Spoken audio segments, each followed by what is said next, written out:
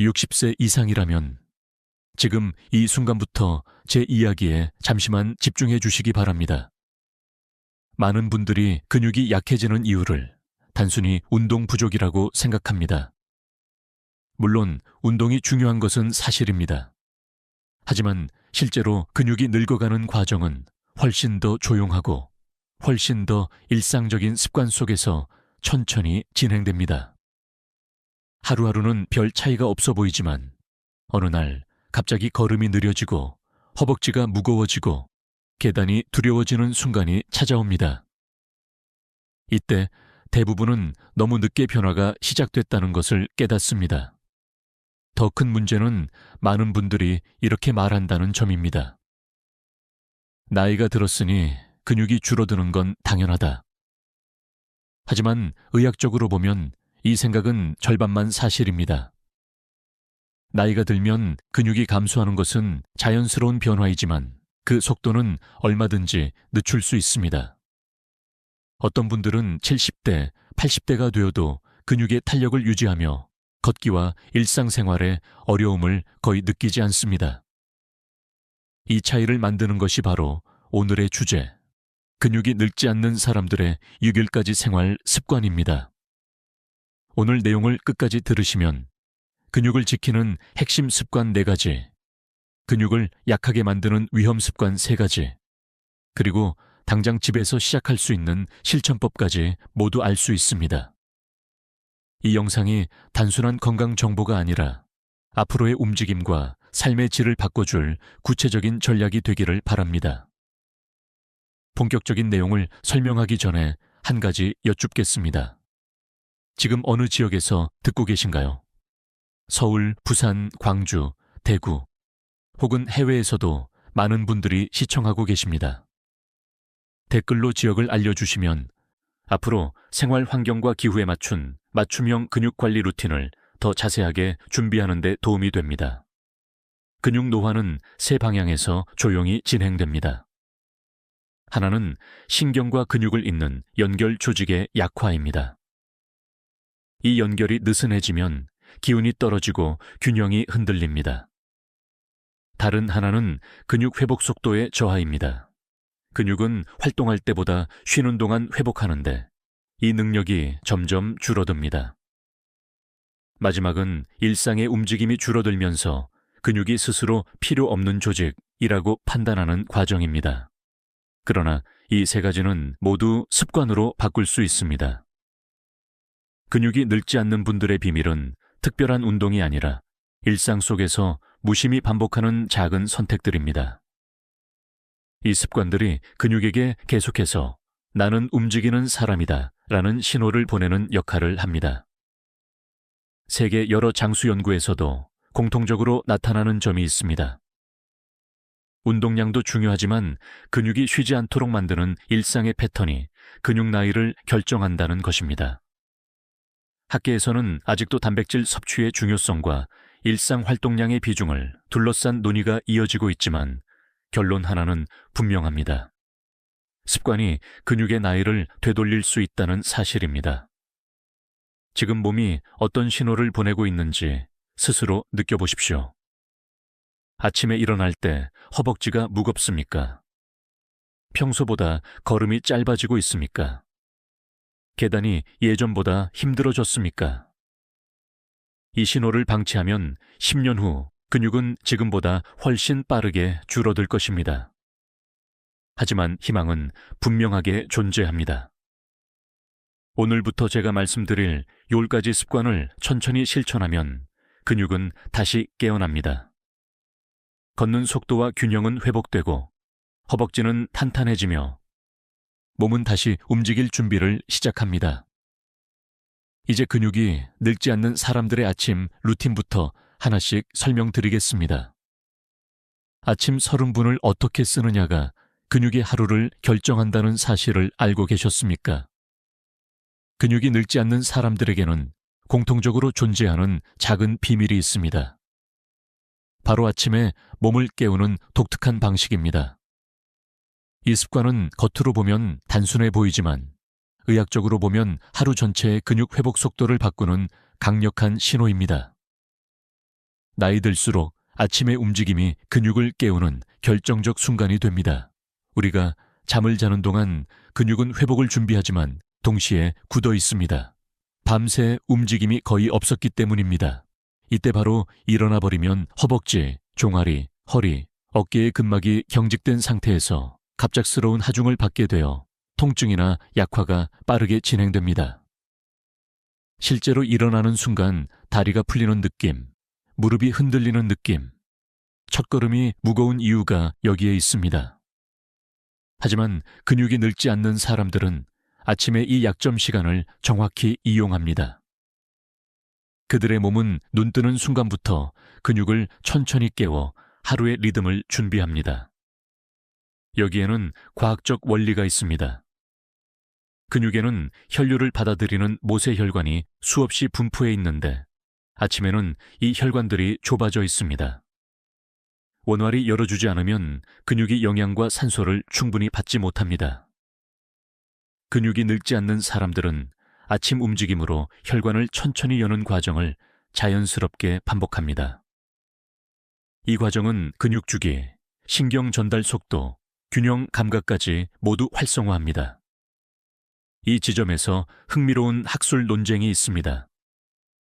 일부 연구진은 아침 단백질 섭취가 근육 회복에 더 중요하다고 말하고, 다른 연구진은 아침의 활동 루틴이 단백질보다 더 강력한 근육 유지 인자라고 주장합니다. 아직 명확한 결론은 없지만 다양한 연구에서 일치하는 부분이 있습니다. 아침에 근육을 깨우는 습관이 있을 때 회복 속도와 근육 반응성이 하루 내내 높게 유지된다는 사실입니다. 그렇다면 근육이 늙지 않는 사람들이 실제로 어떤 아침 루틴을 갖고 있을까요? 복잡한 운동이나 힘든 스트레칭이 아닙니다. 아주 단순한 3단계로 이루어진 습관입니다. 하지만 여기서 주의해야 할 점은 서둘러 움직이거나 순간적으로 힘을 주는 방식이 아니라는 것입니다. 나이 든 근육은 천천히, 깊게, 일정하게 열어야 합니다. 이 과정이 혈관을 확장시키고 신경 신호를 깨우며 균형 감각을 부드럽게 되살립니다. 먼저 그들은 누운 상태에서 몸을 바로 일으키지 않습니다. 다리와 허리를 가볍게 풀어주며 몸의 흐름을 세우는 시간을 갖습니다. 이 짧은 준비 과정만으로도 근육은 갑작스러운 하중을 피하게 됩니다. 대부분의 노화성 통증은 급격한 체중 이동에서 시작되기 때문에 이 순간이 매우 중요합니다. 다음으로 천천히 앉아 허리를 세우는 동작을 통해 중심을 잡습니다. 허리를 곧게 세우는 과정은 무의식적으로 척추 주변 근육을 깨우는 효과가 있습니다. 마지막으로 일어서기 전에 발목과 발바닥 근육을 찌릿하게 깨워주는 가벼운 움직임을 반복합니다. 이 과정이 하루 전체의 균형 능력을 높여 넘어짐과 흔들림을 예방합니다. 의사로서 가장 안타까운 장면은 아침에 급하게 움직였다가 다리에 힘이 빠지거나 허리가 삐끗해버리는 상황입니다. 이는 근육이 아직 완전히 깨어나지 않은 상태에서 하중을 받은 결과입니다. 하지만 근육이 늙지 않는 사람들은 이런 실수를 거의 하지 않습니다. 그들은 아침 30분을 온전히 몸을 깨우는 데 사용합니다. 이 습관이 하루의 근육을 보호하는 기초가 됩니다. 여기서 한 가지 질문을 드리고 싶습니다. 여러분은 오늘 아침 어떻게 일어나셨습니까? 눈을 뜨자마자 곧바로 일어나셨습니까? 혹은 무릎과 허리가 굳은 느낌이 들지는 않았습니까? 만약 그렇다면 지금부터라도 아침 30분 루틴을 새롭게 만들어야 합니다. 이 습관은 단순한 몸풀기가 아니라 근육 노화를 늦추는 과학적 전략입니다. 하루의 첫 움직임이 근육에게 보내는 메시지는 생각보다 강력합니다. 그 메시지가 나는 준비되지 않았다가 될지, 아니면 나는 아직 충분히 움직일 수 있다가 될지는 아침 30분이 결정합니다. 이제 다음 장에서는 근육을 지키는 또 하나의 핵심, 단백질보다 중요한 영양 신호에 대해 말씀드리겠습니다. 근육이 늙지 않는 사람들의 두 번째 비밀은 많은 분들이 예상하지 못한 곳에서 나옵니다. 대부분의 사람들은 근육을 지키려면 단백질만 잘 챙기면 된다고 생각합니다. 물론 단백질은 필수입니다. 하지만 60세 이후 근육의 노화 속도를 결정하는 더 중요한 영양 신호가 있습니다. 의사들이 실제 진료실에서 반복해서 강조하는 요소이며 근육을 젊게 유지하는 사람들의 공통점이기도 합니다. 바로 아미노산 흡수의 문을 여는 특정 영양소, 즉 비타민 D와 마그네슘의 조합입니다. 많은 노인 환자분들이 이렇게 말합니다. 단백질을 더 먹었는데 왜 근육이 안 늘어나죠? 여기에는 명확한 의학적 이유가 있습니다. 단백질을 먹는 것보다 그 단백질이 근육 안으로 들어갈 수 있는 길을 열어주느냐가 더 중요하기 때문입니다. 그 길을 여는 열쇠가 비타민 D며 그 열쇠가 제대로 돌아가게 만드는 손잡이가 마그네슘입니다. 즉, 단백질은 재료이고 비타민 D는 문, 마그네슘은 문고리입니다. 문고리를 돌리지 않으면 문이 열리지 않듯 이 두 가지가 부족하면 단백질은 제대로 작동하지 못합니다. 단백질 섭취만 강조하고 이 조합을 무시하면 근육은 여전히 느리게 노화됩니다. 학계에서는 이 문제를 두고 흥미로운 논쟁이 계속되고 있습니다. 일부 연구팀은 근육 합성의 가장 중요한 요소는 무조건 단백질 섭취량이라고 주장합니다. 반대로 다른 연구진은 노년층에서는 단백질 섭취량보다 흡수율과 활성화율이 더 중요한 핵심 인자라고 말합니다. 아직 하나의 결론이 난 것은 아니지만 다수의 최신 임상 데이터에서는 공통된 결과가 나타납니다. 비타민 D가 낮은 사람은 단백질을 충분히 먹어도 근육 증가 속도가 41일 60% 느립니다. 그리고 이 수치는 60대 이후로 갈수록 차이가 더 크게 벌어집니다. 근육이 늙지 않는 사람들은 이 사실을 아주 자연스럽게 이해하고 있습니다. 그들은 아침 햇빛을 10분 정도 받습니다. 그들은 마그네슘이 풍부한 간단한 음식, 예를 들어 견과류 한 줌, 시금치나 브로콜리 반 접시 또는 콩류를 습관적으로 챙깁니다. 음식이 화려하지 않습니다. 비싸지도 않습니다. 하지만 영양을 보내는 방식이 정확합니다. 여기에는 또 하나의 과학적 원리가 숨어 있습니다. 근육세포는 신호가 들어오지 않으면 움직이지 않습니다. 신호가 약해지면 단백질이 들어오지 못하고 근육이 회복될 타이밍을 놓칩니다. 나이 들수록 이 신호는 더 빨리 둔해집니다. 그러나 비타민 D와 마그네슘은 이 신호를 다시 날카롭게 만드는 스위치 역할을 합니다. 마치 오래된 전등에 새 정우를 끼우는 것처럼 근육의 반응성을 되살립니다. 여기서 조금 특별한 사실을 전해드리겠습니다. 비타민 D는 근육의 힘줄과 인대를 강화하는 데도 중요한 역할을 합니다. 따라서 이 영양소가 부족하면 근육만 약해지는 것이 아니라 힘줄의 탄성도 떨어집니다. 결과적으로 갑작스런 통증, 무릎 흔들림, 손과 발의 약화가 함께 찾아옵니다. 반대로 비타민 D 수치가 안정된 사람은 균형 감각이 좋아지고 근육 긴장도가 일정하게 유지됩니다. 이쯤에서 질문 하나를 드리고 싶습니다. 여러분은 단백질만 챙기고 있지는 않습니까? 혹은 햇빛을 충분히 쬐지 못하고 있지는 않습니까?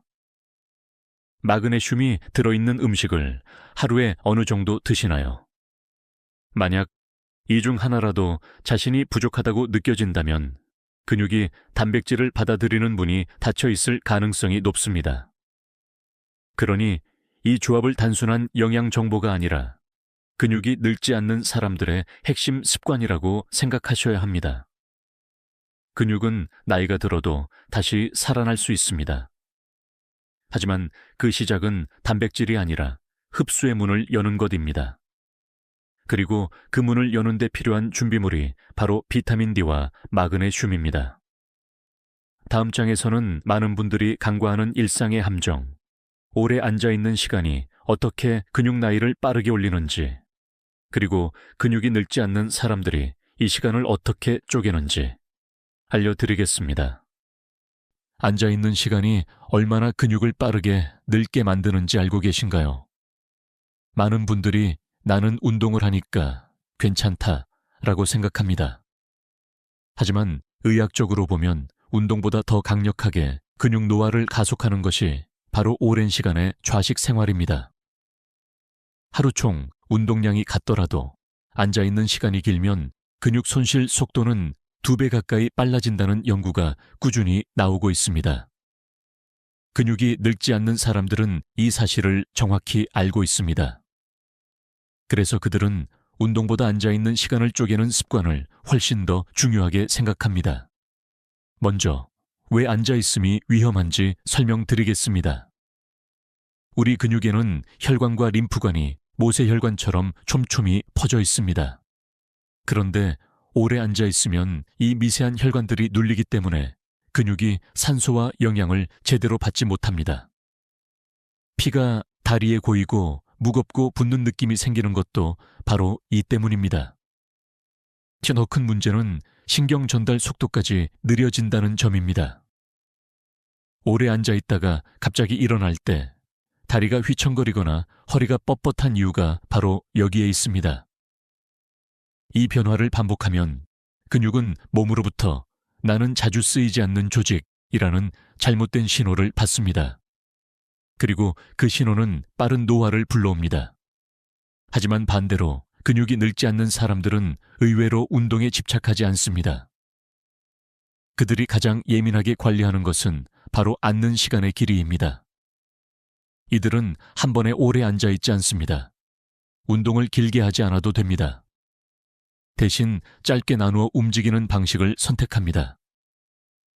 가장 좋은 점은 이 방법은 체력을 거의 소모하지 않는다는 것입니다.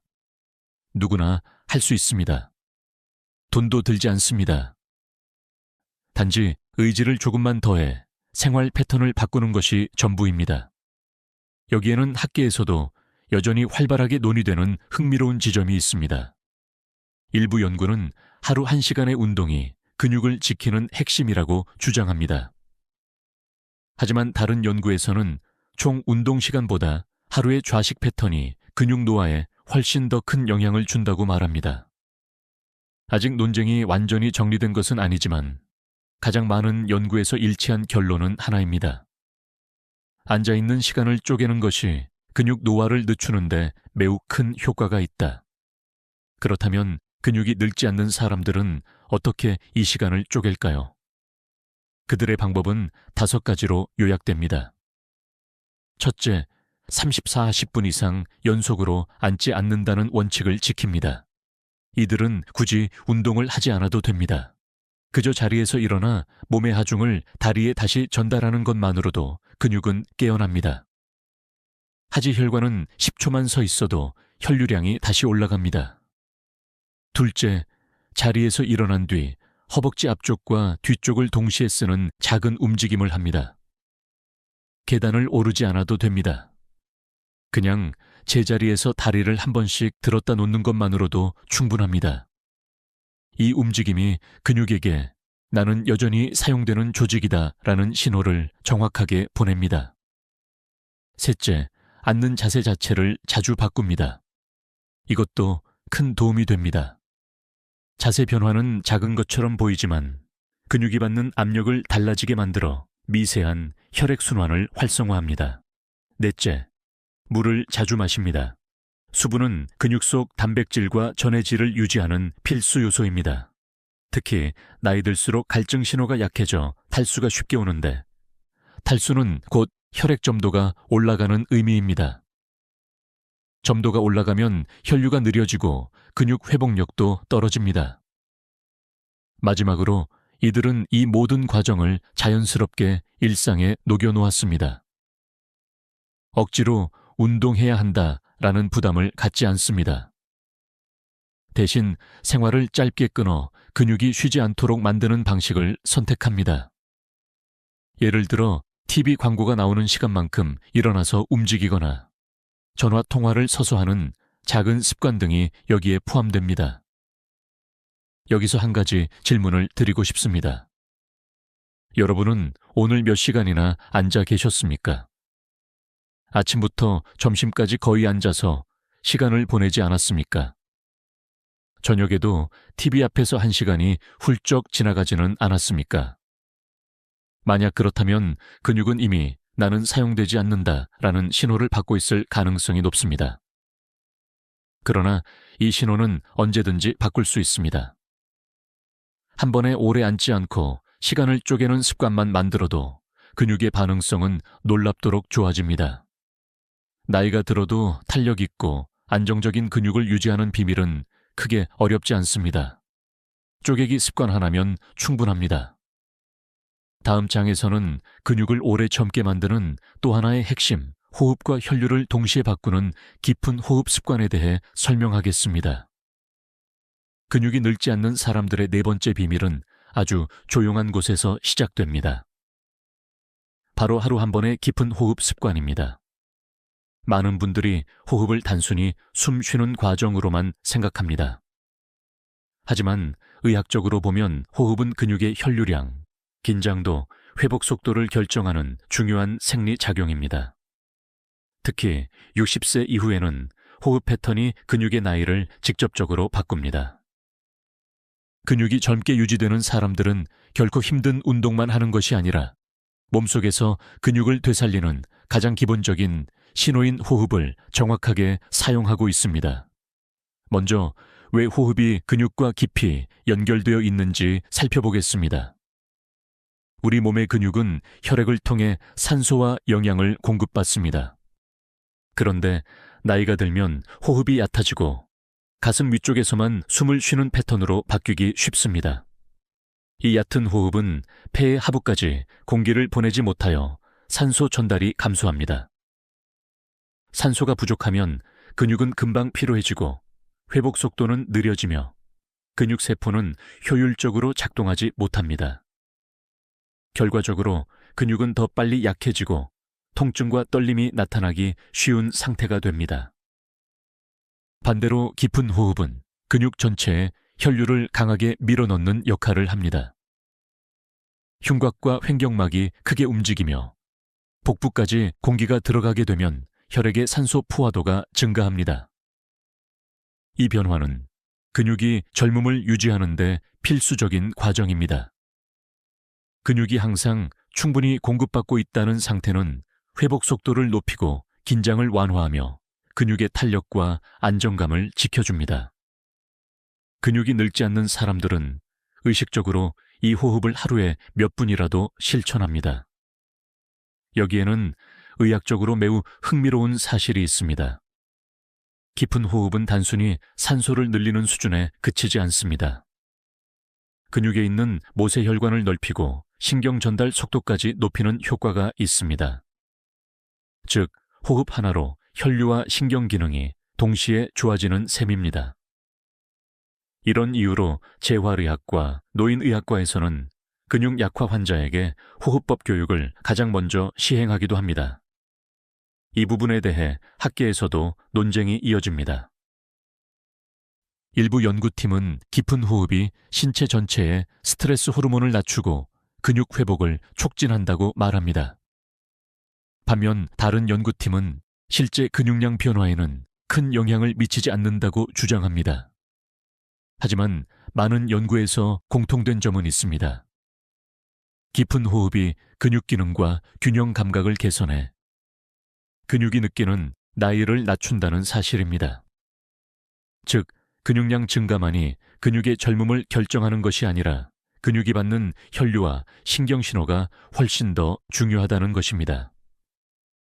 그렇다면 근육이 늙지 않는 사람들은 어떤 방식의 호흡을 실천하고 있을까요?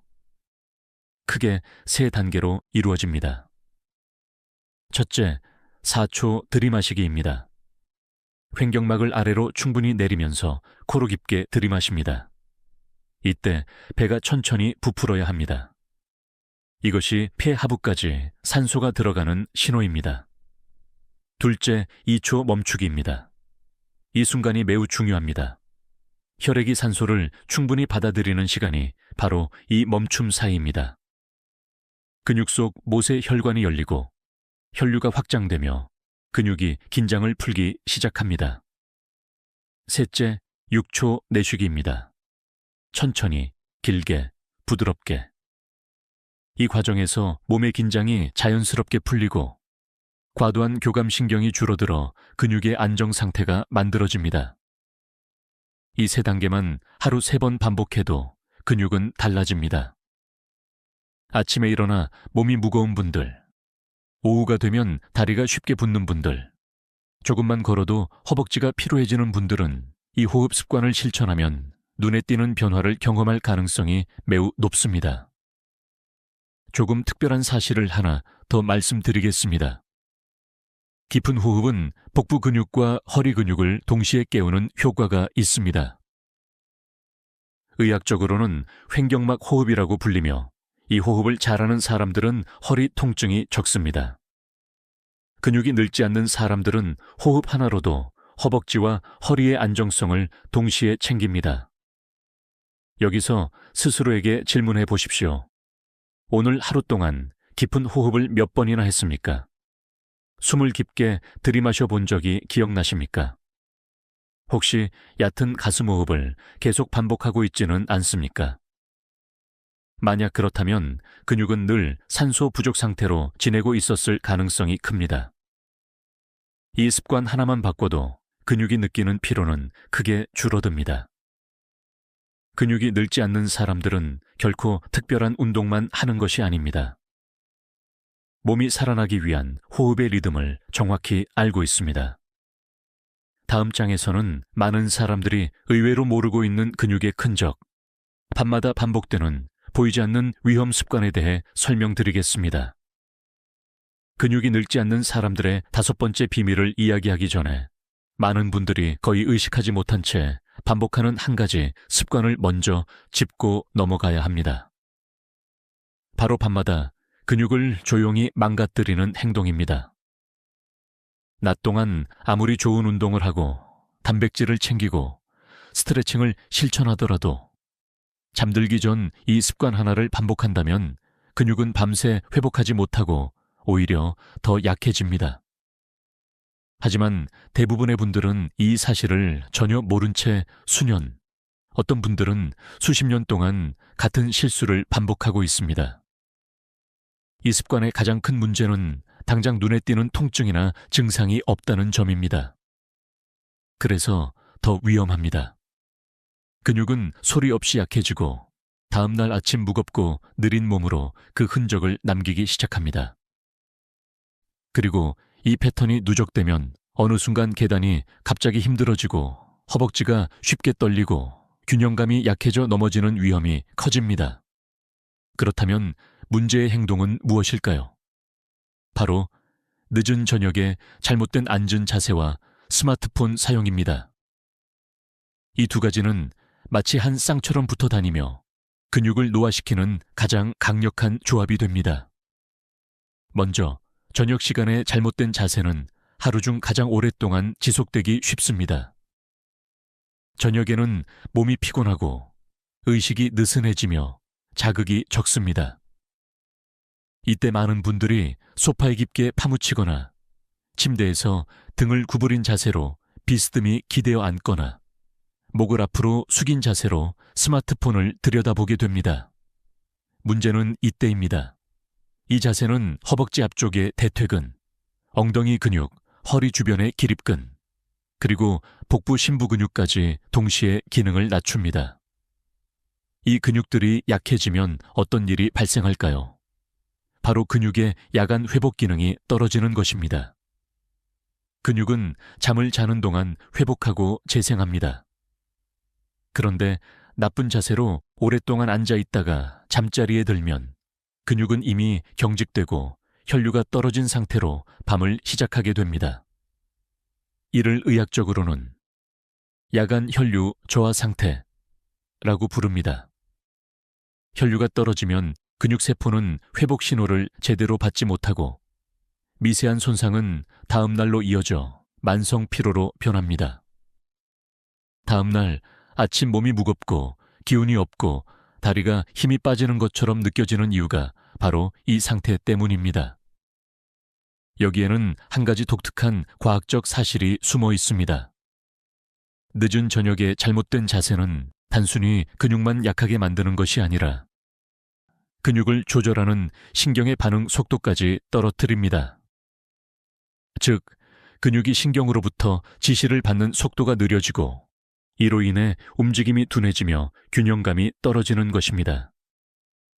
특히 60세 이후에는 신경 반응 속도가 근육의 느린 움직임과 직결되기 때문에 이 변화가 더 뚜렷합니다.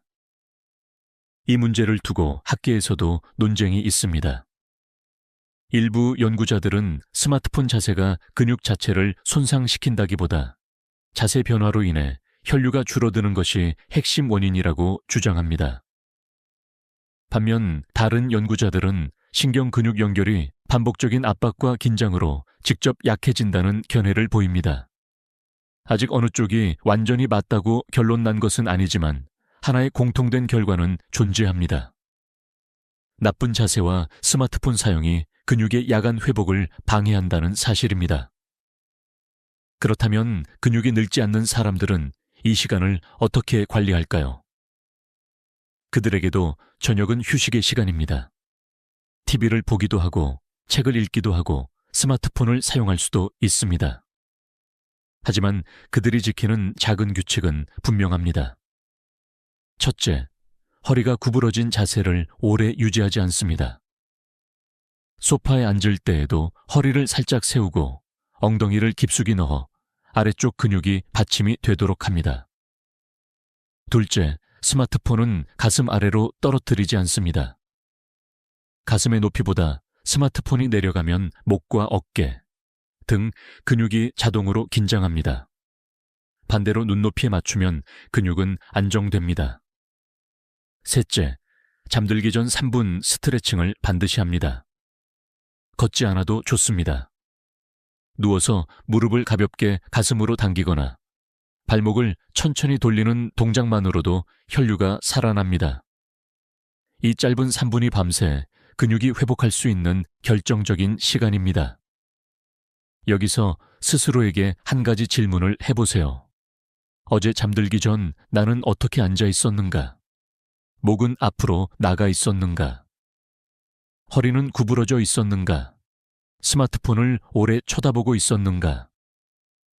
만약 이 중 하나라도 해당된다면 근육은 어젯밤 제대로 회복하지 못했을 가능성이 높습니다.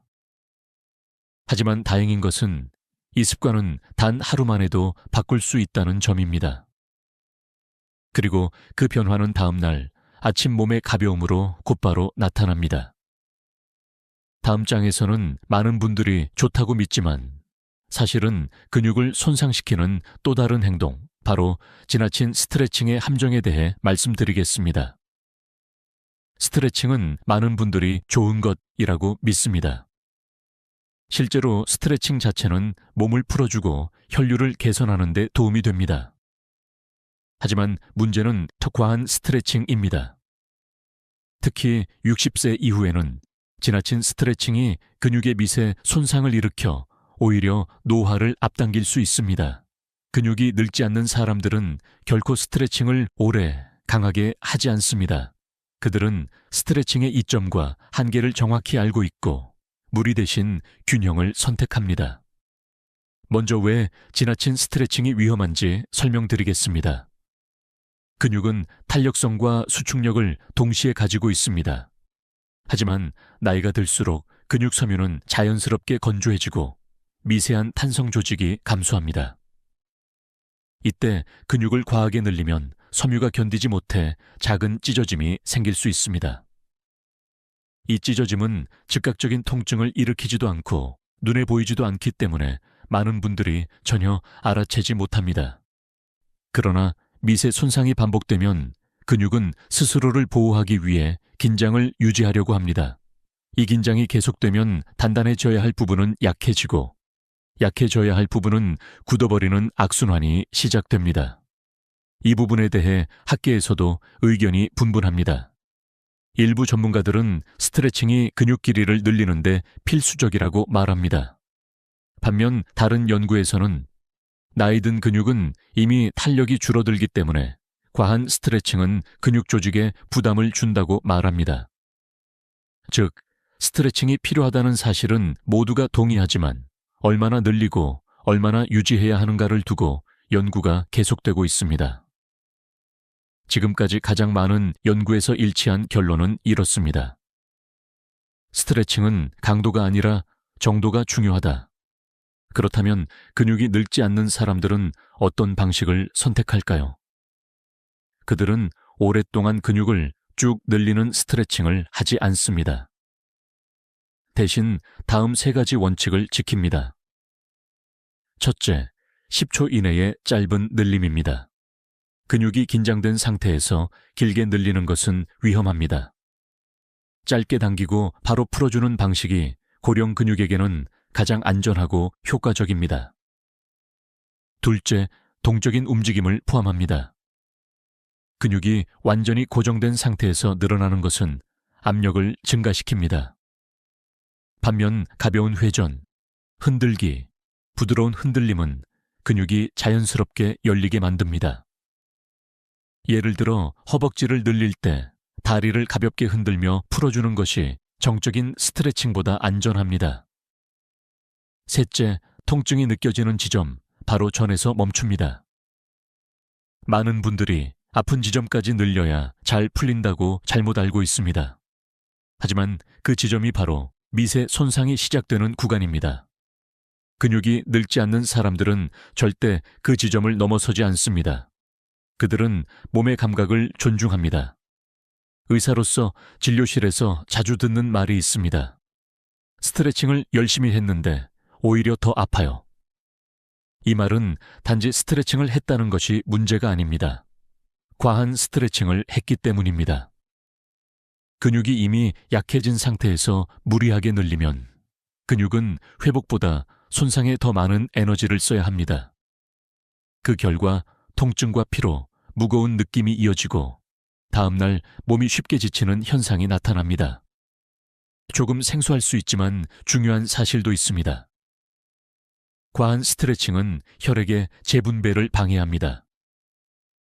근육을 강하게 늘리면 혈액이 순간적으로 흩어지고 주변 조직으로 빠르게 분산됩니다. 이 과정이 반복되면 근육은 안정적으로 회복할 시간을 잃습니다. 반대로 부드러운 스트레칭은 혈류를 안정적으로 올려주기 때문에 근육 회복을 돕습니다. 그래서 고령층에게는 부드러운 스트레칭이 기준이 됩니다. 여기서 스스로에게 물어보십시오. 혹시 스트레칭을 하면 몸이 시원하기는 한데 다음날 무거워지는 경험을 한 적이 있습니까? 또는 허리를 세게 늘린 후 오히려 허리가 더 굳은 경험이 있습니까? 팔꿈치나 종아리를 강하게 당긴 뒤 욱신거림이 남아있지는 않았습니까? 만약 이런 경험이 있다면 스트레칭이 문제였던 것이 아니라 스트레칭의 강도가 문제였을 가능성이 매우 높습니다. 근육이 늙지 않는 사람들은 이렇게 말합니다. 스트레칭은 세게가 아니라 부드럽게 해야 한다. 그리고 그 부드러움이 근육의 젊음을 지키는 비결입니다. 다음 장에서는 또 다른 틈새 위험. 많은 분들이 전혀 의식하지 못하는 단 음식의 조용한 공격이 근육을 어떻게 늙게 만드는지 설명드리겠습니다. 근육이 늙지 않는 사람들의 6번째 비밀을 설명하기 전에 많은 분들이 거의 신경 쓰지 않는 또 하나의 위험 요소를 짚어야 합니다. 바로 단 음식이 근육을 조용히 공격하는 과정입니다. 대부분 단 음식은 살이 찌고 혈당에만 영향을 준다고 생각하지만 실제로 단 음식이 가장 먼저 약화시키는 것은 근육의 미세, 섬유와 혈관 기능입니다. 특히 60세 이후에는 이 영향이 더 빠르고 더 깊게 나타납니다. 그런데도 많은 분들이 달콤한 것은 조금 먹어도 괜찮다고 가볍게 여기며 스스로 근육을 약하게 만드는 습관을 반복합니다. 먼저 당이 근육에 어떤 영향을 주는지 살펴보겠습니다. 음식을 통해 섭취한 당은 혈당을 급격히 올립니다. 이때 몸에서는 혈당을 낮추기 위해 인슐린이 분비되는데 이 과정에서 과잉 당분이 근육보다 지방 조직으로 먼저 이동하는 현상이 나타납니다. 즉, 근육이 받아야 할 에너지가 지방 조직으로 빼앗기는 것입니다. 결국 근육은 에너지를 충분히 공급받지 못하고 회복 속도는 점점 느려집니다. 이 상태가 반복되면 근육은 자연스럽게 판단합니다. 내가 쓰이지 않는 조직이구나. 그 순간부터 근육은 스스로를 줄여가기 시작합니다. 여기에는 또 하나의 중요한 기전이 있습니다. 혈당이 자주 오르면 혈관의 내벽이 미세하게 손상됩니다. 이 손상은 눈에 보이지 않지만 근육에 공급되는 혈류를 떨어뜨립니다. 근육은 혈류가 줄어드는 순간 피로해지고 긴장을 유지하려고 하며 점점 굳어집니다. 이것이 바로 단 음식이 근육을 늙게 만드는 가장 빠른 통로입니다. 이 지점에 대해 학계에서도 계속 논의가 있습니다. 일부 연구에서는 단 음식이 근육 자체를 직접 손상시키는 것은 아니며 혈당과 인슐린의 변동이 문제라고 설명합니다. 또 다른 연구에서는 혈당의 반복적인 급등이 근육세포의 미세 구조를 약화시킨다고 주장합니다. 결론은 완전히 하나로 합쳐지지 않았지만 두 주장에 모두 포함되는 공통된 사실이 있습니다. 단 음식의 반복적 섭취는 근육 기능과 근육 회복력을 꾸준히 떨어뜨린다. 그렇다면 근육이 늙지 않는 사람들은 단 음식을 완전히 끊는가? 그렇지 않습니다. 그들도 달콤한 음식을 먹습니다. 하지만 그들의 방식에는 확실한 패턴이 있습니다. 첫째, 단 음식을 밤에 먹지 않습니다. 밤에 당을 먹으면 혈당이 잠들기 전에 급격히 오르고 이 변화가 근육 회복을 방해합니다. 둘째, 단 음식을 먹을 때 단백질이나 식이섬유를 함께 먹습니다. 이 조합은 혈당 상승을 천천히 만들어 근육 손상을 완화합니다. 예를 들어 과일을 먹을 때 견과류 한 줌을 곁들이거나 고구마를 먹을 때 요거트를 같이 먹는 방식입니다. 셋째, 일주일에 일정한 단 음식 허용 구간을 정합니다. 이렇게 하면 혈당의 불규칙한 등락이 줄어들어 근육의 안정성이 유지됩니다. 약간 특별한 사실도 있습니다.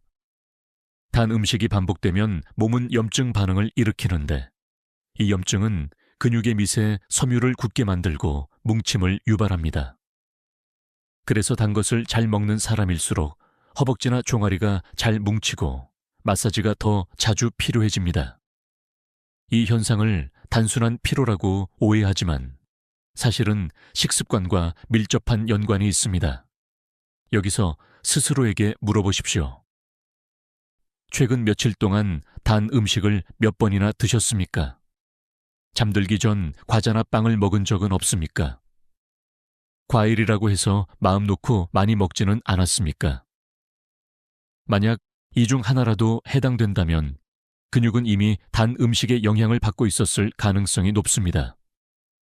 하지만 다행히도 이 문제는 매우 빠르게 개선할 수 있습니다. 단 음식을 줄이거나 방식만 조절해도 근육의 회복력은 눈에 띄게 좋아집니다. 근육이 늙지 않는 사람들은 이렇게 말합니다. 근육은 먹는 음식보다 혈당의 흐름을 더 민감하게 느낀다. 이 말은 단순한 비유가 아니라 실제 전체 회복 리듬을 설명하는 중요한 원리입니다. 다음 장에서는 근육이 늙는 또 하나의 큰 함정, 바로 탈수와 저염식의 역효과가 왜 근육 노화를 가속하는지 구체적으로 설명드리겠습니다. 근육이 늙지 않는 사람들의 7번째 습관을 설명하기 전에 많은 분들이 건강에 좋다고 믿고 실천하는 두 가지 행동이 오히려 근육을 빠르게 늙게 만드는 중요한 원인을 짚어야 합니다. 바로 숨은 탈수와 과한 저염식입니다. 이 두 가지는 노년층에서 매우 흔하게 나타나는 생활 패턴이며 겉으로는 아무 문제가 없어 보이지만 근육의 회복력과 안정성을 크게 떨어뜨립니다. 특히 근육이 약해지기 시작하는 시기에는 물과 전해질의 균형이 깨지는 것이 근육 기능에 치명적입니다. 먼저 탈수부터 살펴보겠습니다. 많은 어르신들이 나는 목이 안 마르니까 물을 굳이 챙겨 마실 필요 없다고 생각합니다. 하지만 나이가 들면 갈증 신호가 둔해지는 것이 정상적인 생리 변화입니다. 즉, 목이 마르지 않아도 몸은 이미 탈수가 시작된 상태일 가능성이 높다는 뜻입니다. 이런 숨은 탈수 상태에서는 혈액 점도가 서서히 올라갑니다. 혈액이 진해지면 근육에 산소와 영양이 제대로 공급되지 못하고 근육 회복 속도는 즉시 떨어집니다. 그래서 걷다가 쉽게 지치거나 계단에서 다리가 떨리거나 사소한 움직임에도 금방 피로를 느끼는 것입니다. 여기에 또 하나의 중요한 과정이 숨어 있습니다. 탈수는 근육의 전해질 균형까지 무너뜨립니다. 특히 나트륨, 칼륨, 마그네슘이 고루 맞춰져 있어야 근육이 수축하고 이완하는 과정이 안정적으로 이루어지는데 탈수가 오면 이 균형이 가장 먼저 흔들립니다. 이때 나타나는 대표적인 신호가 바로 쥐가 나는 증상, 근육 경련, 허벅지나 종아리의 묵직함입니다. 이것이 단순한 피로가 아니라 생리적 탈수에 의한 근육 기능 저하라는 것을 아는 사람은 많지 않습니다. 이 문제에 대해 학계에서도 논쟁이 있습니다. 일부 연구는 근육 노화의 핵심 원인을 수분 부족으로 설명합니다. 반면 다른 연구는 전해질의 비율 문제가 실제 손상 요인이라고 말합니다. 하지만 두 연구의 결론은 공통적입니다. 탈수는 근육 기능을 빠르게 떨어뜨리고 회복 속도를 최소 30, 50% 늦춘다. 탈수만큼이나 위험한 것이 바로 지나친 저염식입니다. 저염식은 고혈압 환자에게 필요할 수 있지만 과도하게 소금을 제한하면 근육 기능은 빠르게 나빠집니다.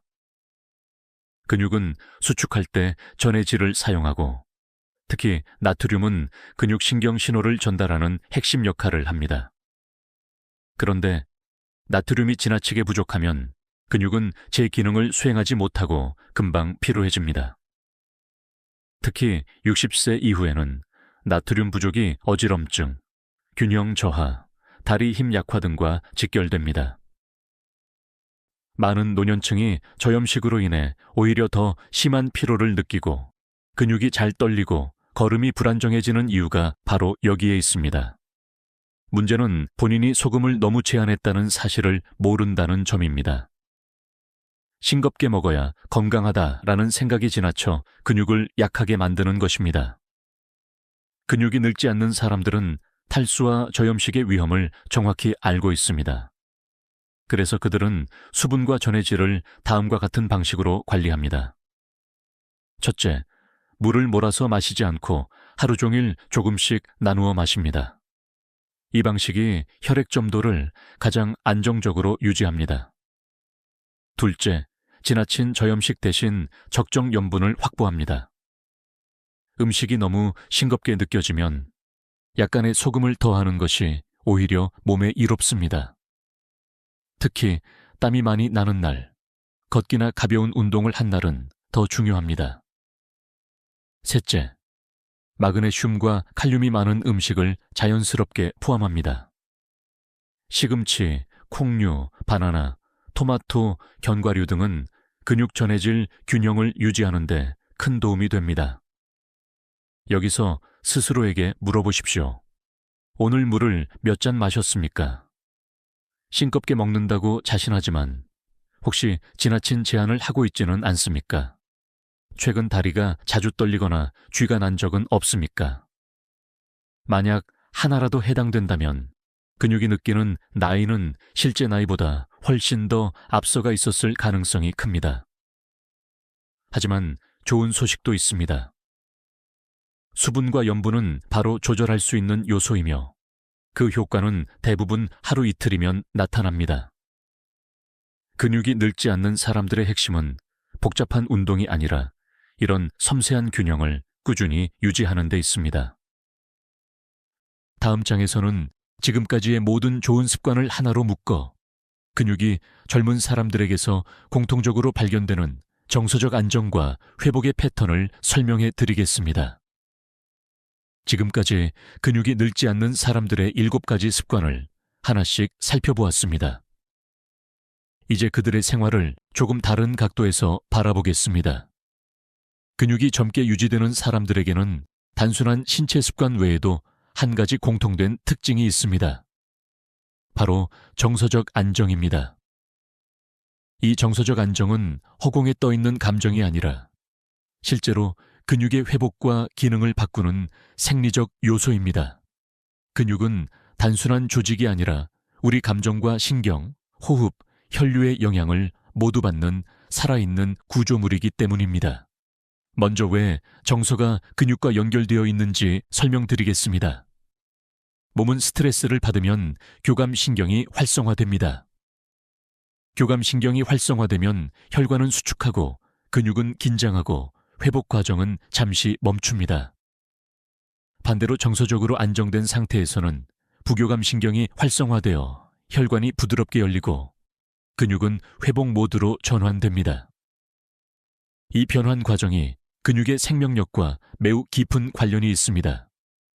즉, 마음의 상태는 근육이 하루 동안 얼마나 회복하느냐를 결정하는 중요한 신호입니다. 이와 관련해 과학적으로도 흥미로운 연구가 있습니다. 어떤 연구팀은 불안감이 높은 사람과 낮은 사람의 근육 회복 속도를 비교했는데 불안감이 높은 사람들은 운동 후 회복 속도가 평균 30% 이상 느렸습니다. 또 다른 연구에서는 스트레스가 많은 날에는 근육이 긴장을 스스로 풀지 못해 섭취한 영양소의 흡수가 떨어지고 혈류 개선 효과도 크게 줄어든다는 결과가 나왔습니다. 여기서 많은 학자들이 합의한 결론이 있습니다. 정서적 안정은 근육의 젊음을 지키는 데 있어 결코 무시할 수 없는 요소라는 것입니다. 그렇다면 근육이 늙지 않는 사람들은 어떤 정서적 습관을 가지고 있을까요? 이들은 큰 목표에 집착하지 않습니다. 대신 작은 실천을 꾸준히 쌓아나가는 방식을 선택합니다. 그들은 자기 몸을 몰아붙이지 않으며 오늘 조금 부족했더라도 스스로를 비난하지 않습니다. 몸을 회복시키는 데 있어 가장 큰 적은 완벽주의라는 사실을 그들은 알고 있습니다. 또한 이들은 생활 속에서 다음과 같은 정서 패턴을 자연스럽게 갖고 있습니다. 첫째, 몸을 관찰하는 습관입니다. 오늘은 다리가 무겁구나. 오늘은 허벅지가 잘 움직이는구나. 오늘은 허리가 조금 피곤하구나. 이런 몸의 작은 신호를 듣는 능력이 근육을 지키는 첫 걸음입니다. 둘째, 작은 회복을 기뻐하는 습관입니다. 걷는 속도가 조금만 빨라져도, 아침에 허리가 조금 덜 뻣뻣해도, 종아리 부기가 줄어들어도 그들은 그 변화를 소중하게 여깁니다. 이 작은 기쁨이 부교감 신경을 활성화하고 근육 회복 속도를 높입니다. 셋째, 부담을 줄이는 선택을 합니다. 과한 운동을 하지 않고 너무 강한 스트레칭을 하지 않고 몸이 보내는 경고를 무시하지 않습니다. 이 균형 잡힌 태도는 근육이 긴장을 벗어나 자연스럽게 회복하도록 만드는 토대입니다. 여기에는 조금 의외일 수 있는 사실도 있습니다. 근육 기능이 좋은 사람들은 대부분 수면 직전에 정서를 안정시키는 루틴을 가지고 있습니다. 짧은 호흡, 조용한 스트레칭, 혹은 짧은 감사나 회상. 이런 정서적 루틴은 몸이 회복 모드에 들어가는 신호가 되며 밤새 근육이 다시 살아나는 과정에 큰 도움을 줍니다. 여기서 한 가지 질문을 드리고 싶습니다. 여러분은 밤에 잠들기 직전 어떤 상태였습니까? 몸은 긴장해 있었습니까? 마음은 분주했습니까? 생각이 많아서 몸이 편안하지 않았습니까? 만약 그렇다면 근육은 그 순간부터 이미 회복이 어려운 상태였을 가능성이 높습니다. 근육은 마음의 흔들림을 그대로 느끼고 긴장을 통해 신호를 보내기 때문입니다. 하지만 다행입니다. 정서적 안정은 어렵지 않습니다. 조금만 의식해도 몸은 달라집니다. 근육이 늙지 않는 사람들의 비밀은 거창한 운동이나 특별한 약이 아니라 몸과 마음이 편안하게 호흡할 수 있도록 만드는 작은 정서적 루틴에 있습니다. 다음 장에서는 지금까지 말씀드린 7가지 습관을 모두 하나의 흐름으로 엮어 오늘부터 바로 실천할 수 있는 근육 회복 루틴으로 정리해 드리겠습니다. 지금까지 살펴본 7가지 습관은 각각 따로 존재하는 것처럼 보이지만 실제로는 하나의 흐름으로 이어져 있습니다. 근육이 늙지 않는 사람들은 이 습관들을 억지로 실천하지 않습니다. 대신 자신의 하루 리듬 속에 자연스럽게 녹여두고 몸이 보내는 신호에 따라 조절합니다. 이제 그 흐름을 하나의 루틴으로 묶어보겠습니다. 이 루틴은 60세 이후 근육을 지키기 위한 가장 단순하면서도 가장 실용적인 체계입니다. 특별한 운동 능력도 장비도 많은 시간도 필요하지 않습니다. 중요한 것은 순서와 리듬입니다. 먼저 아침입니다. 근육이 잠에서 깨어나는 시기는 하루 중 가장 중요한 회복 준비 시간입니다. 아침에 갑자기 일어나면 근육은 아직 경직된 상태로 하중을 받아 미세한 손상이 생기기 쉽습니다. 따라서 근육이 늙지 않는 사람들은 천천히 깨어나는 루틴을 자연스럽게 실천합니다. 누워서 다리를 가볍게 움직여 근막을 풀고 앉은 자세에서 허리를 세우고 일어서기 전에 발목을 천천히 돌리는 과정입니다. 이 작은 시작이 근육을 하루 종일 안정된 상태로 유지하는 기초가 됩니다. 그 다음은 영양 신호입니다. 단백질만 챙기는 것이 아니라 단백질을 제대로 활용할 수 있는 환경을 만드는 것이 핵심입니다. 비타민 D와 마그네슘이 바로 그 환경입니다. 햇빛을 10분만 받아도 근육의 반응성은 달라지고 마그네슘이 포함된 음식을 소량이라도 먹으면 근육은 단백질을 더 효율적으로 흡수합니다. 근육이 젊게 유지되는 사람들은 이 영양 신호를 꾸준히 유지합니다. 어렵지 않습니다. 단지 단백질과 함께 흡수를 돕는 조합을 챙긴다는 단순한 원리를 이해하고 있을 뿐입니다. 오전과 오후의 핵심은 바로 앉아있는 시간을 쪼개는 것입니다.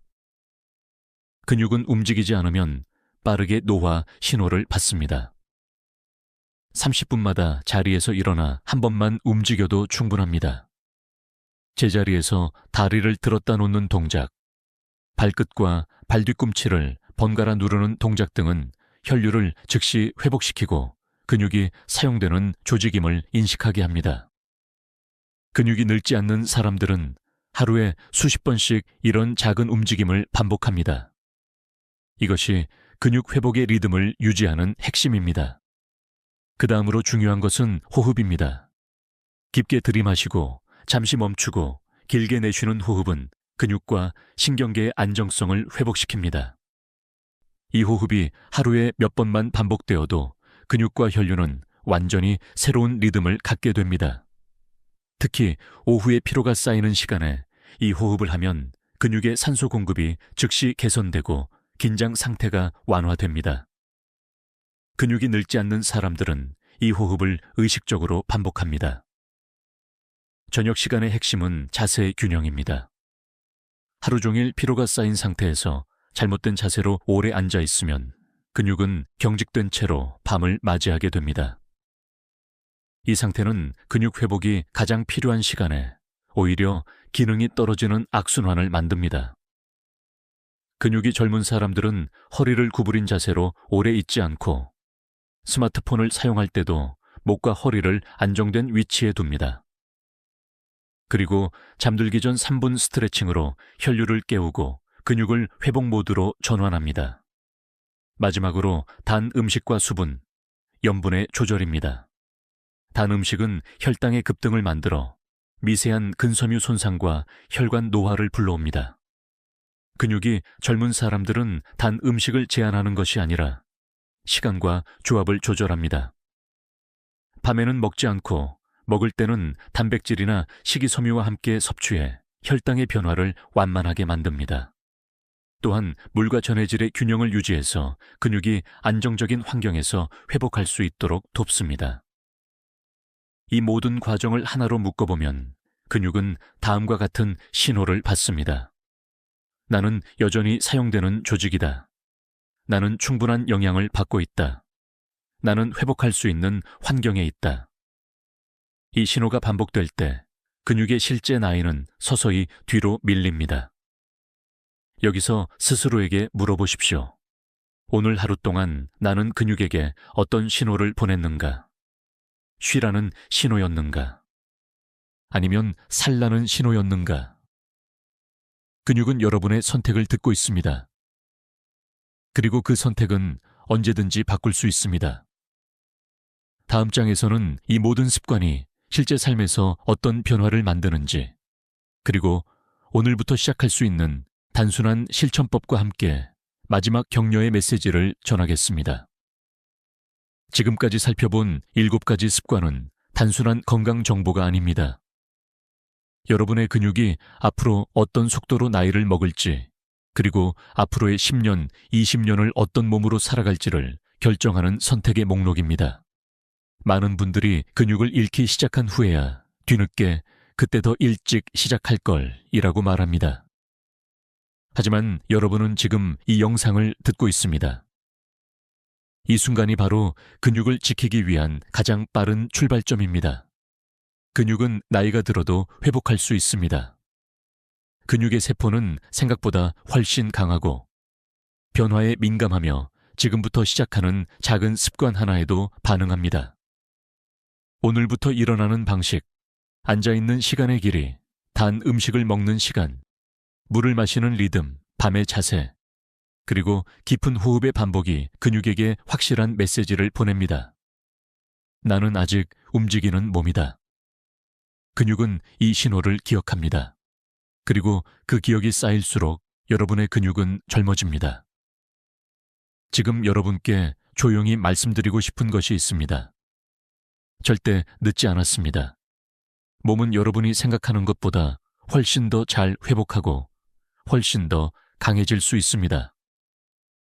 오늘 영상에서 들은 내용 중 단 한 가지만이라도 실천해 보십시오.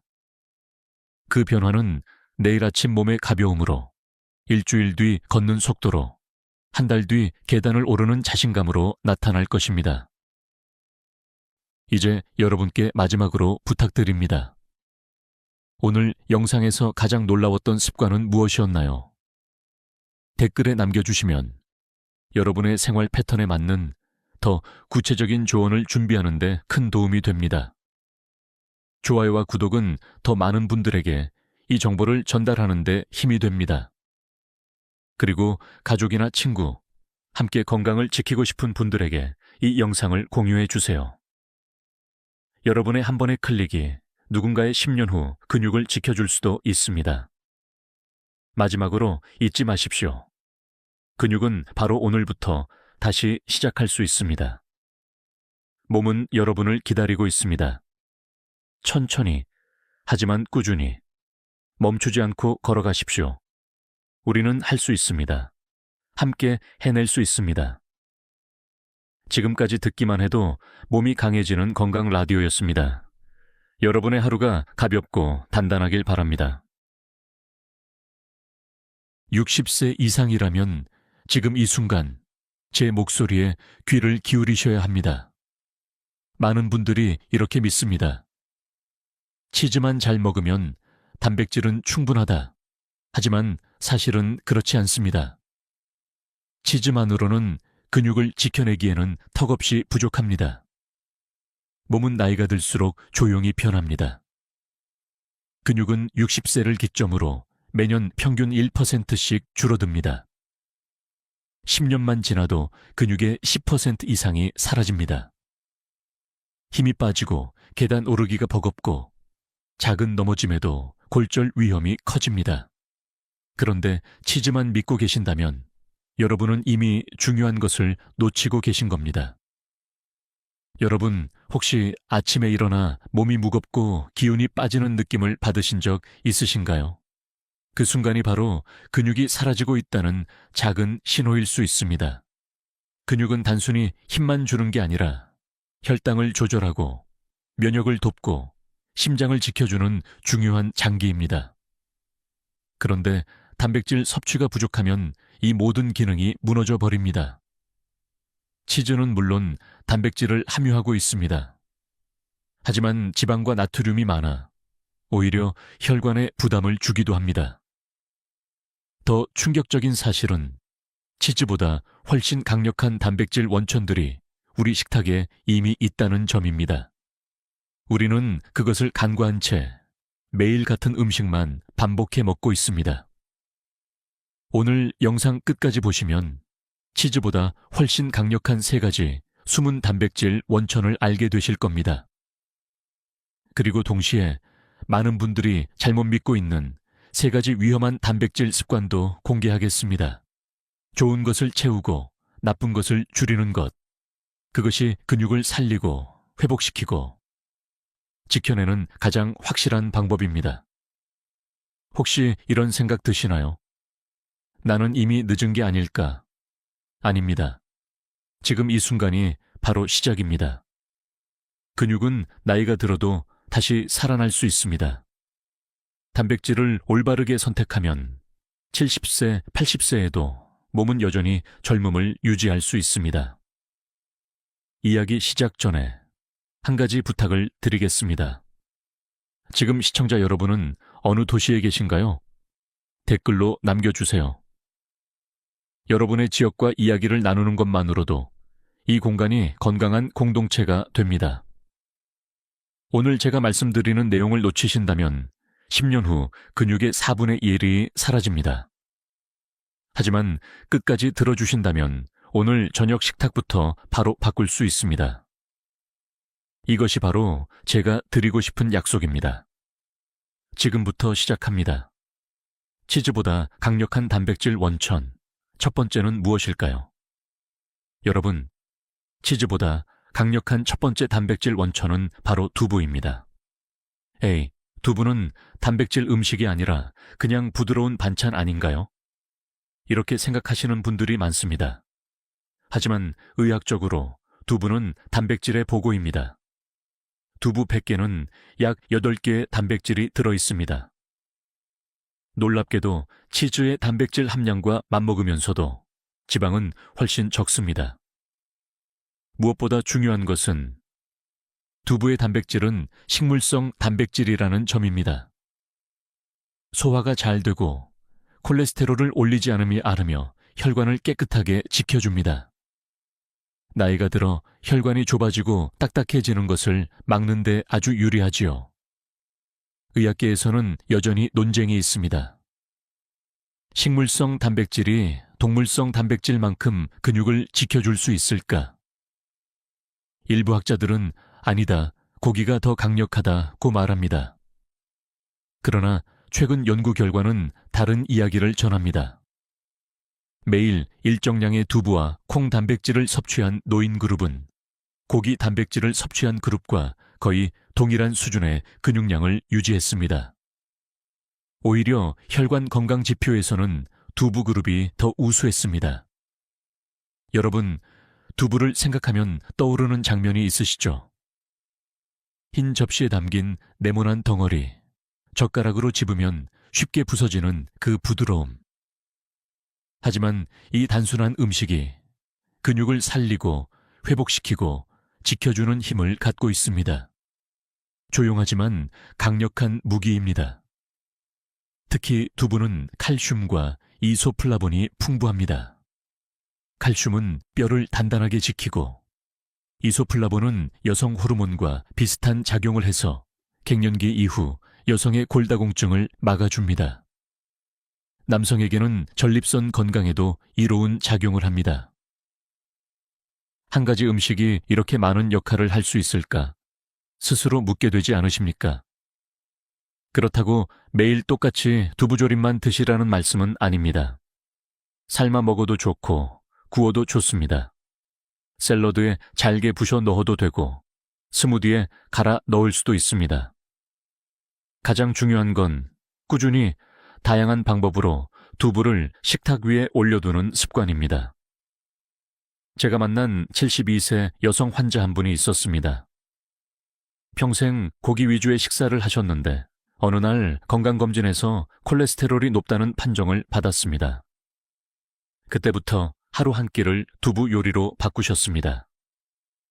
6개월 뒤 콜레스테롤 수치는 정상으로 돌아왔고 허벅지 근육량도 줄지 않고 그대로 유지되었습니다. 선생님, 두부가 저를 살렸습니다. 그분의 말씀이 아직도 귀에 선명합니다. 혹시 이런 질문을 하실 수도 있습니다. 그럼 치즈를 완전히 끊어야 합니까? 아닙니다. 치즈도 적당히 드셔도 괜찮습니다. 하지만 치즈 대신 두부를 자주 선택한다면 근육과 혈관 모두에 훨씬 유리한 선택이 됩니다. 여러분, 식탁 위의 작은 변화가 몸 전체의 미래를 바꿉니다. 두부는 값비싼 보충제가 아니고 특별한 약도 아닙니다. 마트 어디서나 쉽게 구할 수 있고 조리법도 간단합니다. 단지 우리가 그 가치를 몰랐을 뿐입니다. 자, 이제 치즈보다 강력한 단백질 원천 첫 번째는 분명히 확인하셨습니다. 그렇다면 두 번째 원천은 무엇일까요? 근육을 회복시키고 기운을 끌어올려주는 숨은 힘, 곧 공개하겠습니다. 여러분, 두부에 이어 두 번째로 소개할 치즈보다 강력한 단백질 원천은 바로 달걀입니다. 달걀은 콜레스테롤이 많다던데 괜찮을까요? 하고 걱정하시는 분들도 있습니다. 하지만 현대의학은 오래된 오해를 점점 걷어내고 있습니다. 달걀은 단백질의 표준이라 불립니다. 왜냐하면 달걀의 단백질은 아미노산 구성이 가장 완벽하기 때문입니다. 우리 몸이 필요로 하는 아미노산을 빠짐없이 균형 잡힌 형태로 담고 있습니다. 그래서 WHO 세계보건기구 뗀똠는 달걀 단백질을 기준 단백질 레퍼런스 프로테인이라고 부릅니다. 쉽게 말해 다른 음식의 단백질을 평가할 때 달걀을 기준으로 삼는다는 겁니다. 달걀 한 개에는 약 6개의 단백질이 들어있습니다. 양은 많지 않아 보이지만 흡수율이 무려 97% 이상입니다. 고기보다 소화가 잘 되고 두부보다 빠르게 근육 회복에 쓰입니다. 특히 운동 후 기운이 빠졌을 때 달걀은 근육을 다시 일으켜 세워주는 최고의 연료가 됩니다. 그런데 여기서 흥미로운 사실이 있습니다. 많은 분들이 노른자를 버리고 흰자만 드십니다. 하지만 근육 회복에는 노른자가 꼭 필요합니다. 왜냐하면 노른자에는 단백질 합성을 돕는 비타민 B군, 레시틴, 그리고 소량의 좋은 지방이 들어있기 때문입니다. 노른자를 뺀 흰자만 먹으면 오히려 근육 합성 효과가 떨어진다는 연구 결과도 있습니다.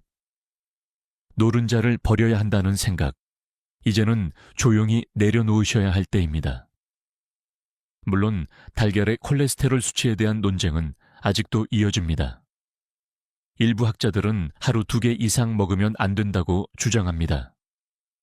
그러나 최근 대규모 연구에 따르면 하루 1, 2개의 달걀 섭취는 심혈관 질환 위험을 높이지 않습니다. 오히려 단백질과 미네랄, 항산화 물질이 혈관과 뇌를 보호한다는 결과가 늘어나고 있습니다. 그렇다면 몇 개가 적당할까요? 라는 질문이 자연스럽게 나오지요. 대부분의 전문가들은 하루 1열 2개, 일주일 유립 1개 정도를 권장합니다. 제가 진료실에서 만난 68세 남성 환자분 이야기를 들려드리겠습니다. 평소 아침은 빵과 커피로 간단히 드셨던 분인데 근육이 빠지고 쉽게 피곤해져 걱정을 많이 하셨습니다. 제가 권해드린 건 간단했습니다. 아침 식탁의 삶은 달걀 1개를 추가하는 것. 그 결과 석 달 후 근육량은 늘고 피곤함도 눈에 띄게 줄었습니다. 환자분이 웃으면서 말씀하셨습니다. 선생님, 달걀이 제 몸을 되살렸습니다. 여러분, 달걀은 값비싸지 않습니다. 특별한 조리법도 필요 없습니다. 삶아 드셔도 좋고 계란찜, 계란국, 프라이 모두 훌륭합니다. 중요한 건 꾸준히 매일 조금씩 드시는 습관입니다. 이 작은 습관이 근육의 회복을 돕고 기운을 채워주고 삶을 지켜줍니다. 혹시 이런 질문이 떠오르시나요? 나는 당뇨가 있는데 달걀을 먹어도 괜찮을까? 좋은 질문입니다. 대부분의 연구에 따르면 달걀은 혈당을 올리지 않습니다. 오히려 포만감을 주어 과식을 막아주고 혈당 변동을 줄이는 데 도움을 줍니다. 다만 이미 심각한 고지혈증이나 간 질환이 있는 분이라면 의사와 상담 후 섭취량을 조절하는 것이 필요합니다. 정리해 보겠습니다. 달걀은 근육을 회복시키고 차악근 뇌를 지켜주고 혈관을 돕는 자연의 완벽한 단백질입니다. 치즈보다 흡수율이 뛰어나고 두부와 달리 아미노산 구성이 완벽합니다. 노른자와 흰자가 함께 있을 때 그 힘은 배가 됩니다. 이제 두 번째 원천까지 확인하셨습니다. 그렇다면 마지막 세 번째 원천은 무엇일까요? 단백질은 물론 뼈와 혈관까지 동시에 지켜주는 음식, 곧 말씀드리겠습니다. 여러분, 이제 마지막 세 번째 단백질 원천을 소개할 차례입니다. 치즈보다 강력하면서도 근육뿐 아니라 뼈와 혈관까지 함께 지켜주는 음식, 그것은 바로 생선입니다. 생선은 단백질 음식이라는 건 알지만 고기보다 약하지 않나요? 하고 물으실 수 있습니다. 하지만 실제로는 그 반대입니다. 생선 단백질은 근육 회복 속도가 빠르고 노화로 약해진 뼈와 혈관까지 동시에 보호해 줍니다. 먼저 생선은 고품질 단백질을 제공합니다. 흡수율이 높고 아미노산 조합이 균형 잡혀 있어 노인의 근육 합성에 최적화되어 있습니다. 특히 등푸른 생선, 예를 들어 고등어, 연어, 정어리에는 EPA와 DHA 같은 오메가3 지방산이 풍부합니다. 이 오메가3는 혈관 속 염증을 줄이고 혈압을 안정시키며 심장병과 뇌졸중 위험을 낮춰줍니다. 단백질과 함께 혈관까지 동시에 지켜내는 힘을 가진 것이지요. 여기에 또 하나의 강점이 있습니다. 생선에는 비타민 D와 칼슘이 함께 들어 있습니다. 이 두 가지는 뼈 건강의 핵심입니다. 나이가 들면 햇볕을 받아도 비타민 D 합성이 잘 안 되고 우유를 마셔도 소화 흡수가 떨어집니다. 하지만 생선을 자주 드시면 뼈를 단단하게 유지하는 데 큰 도움이 됩니다. 특히 노인 여성에게 많은 골다공증을 막는 데 탁월합니다.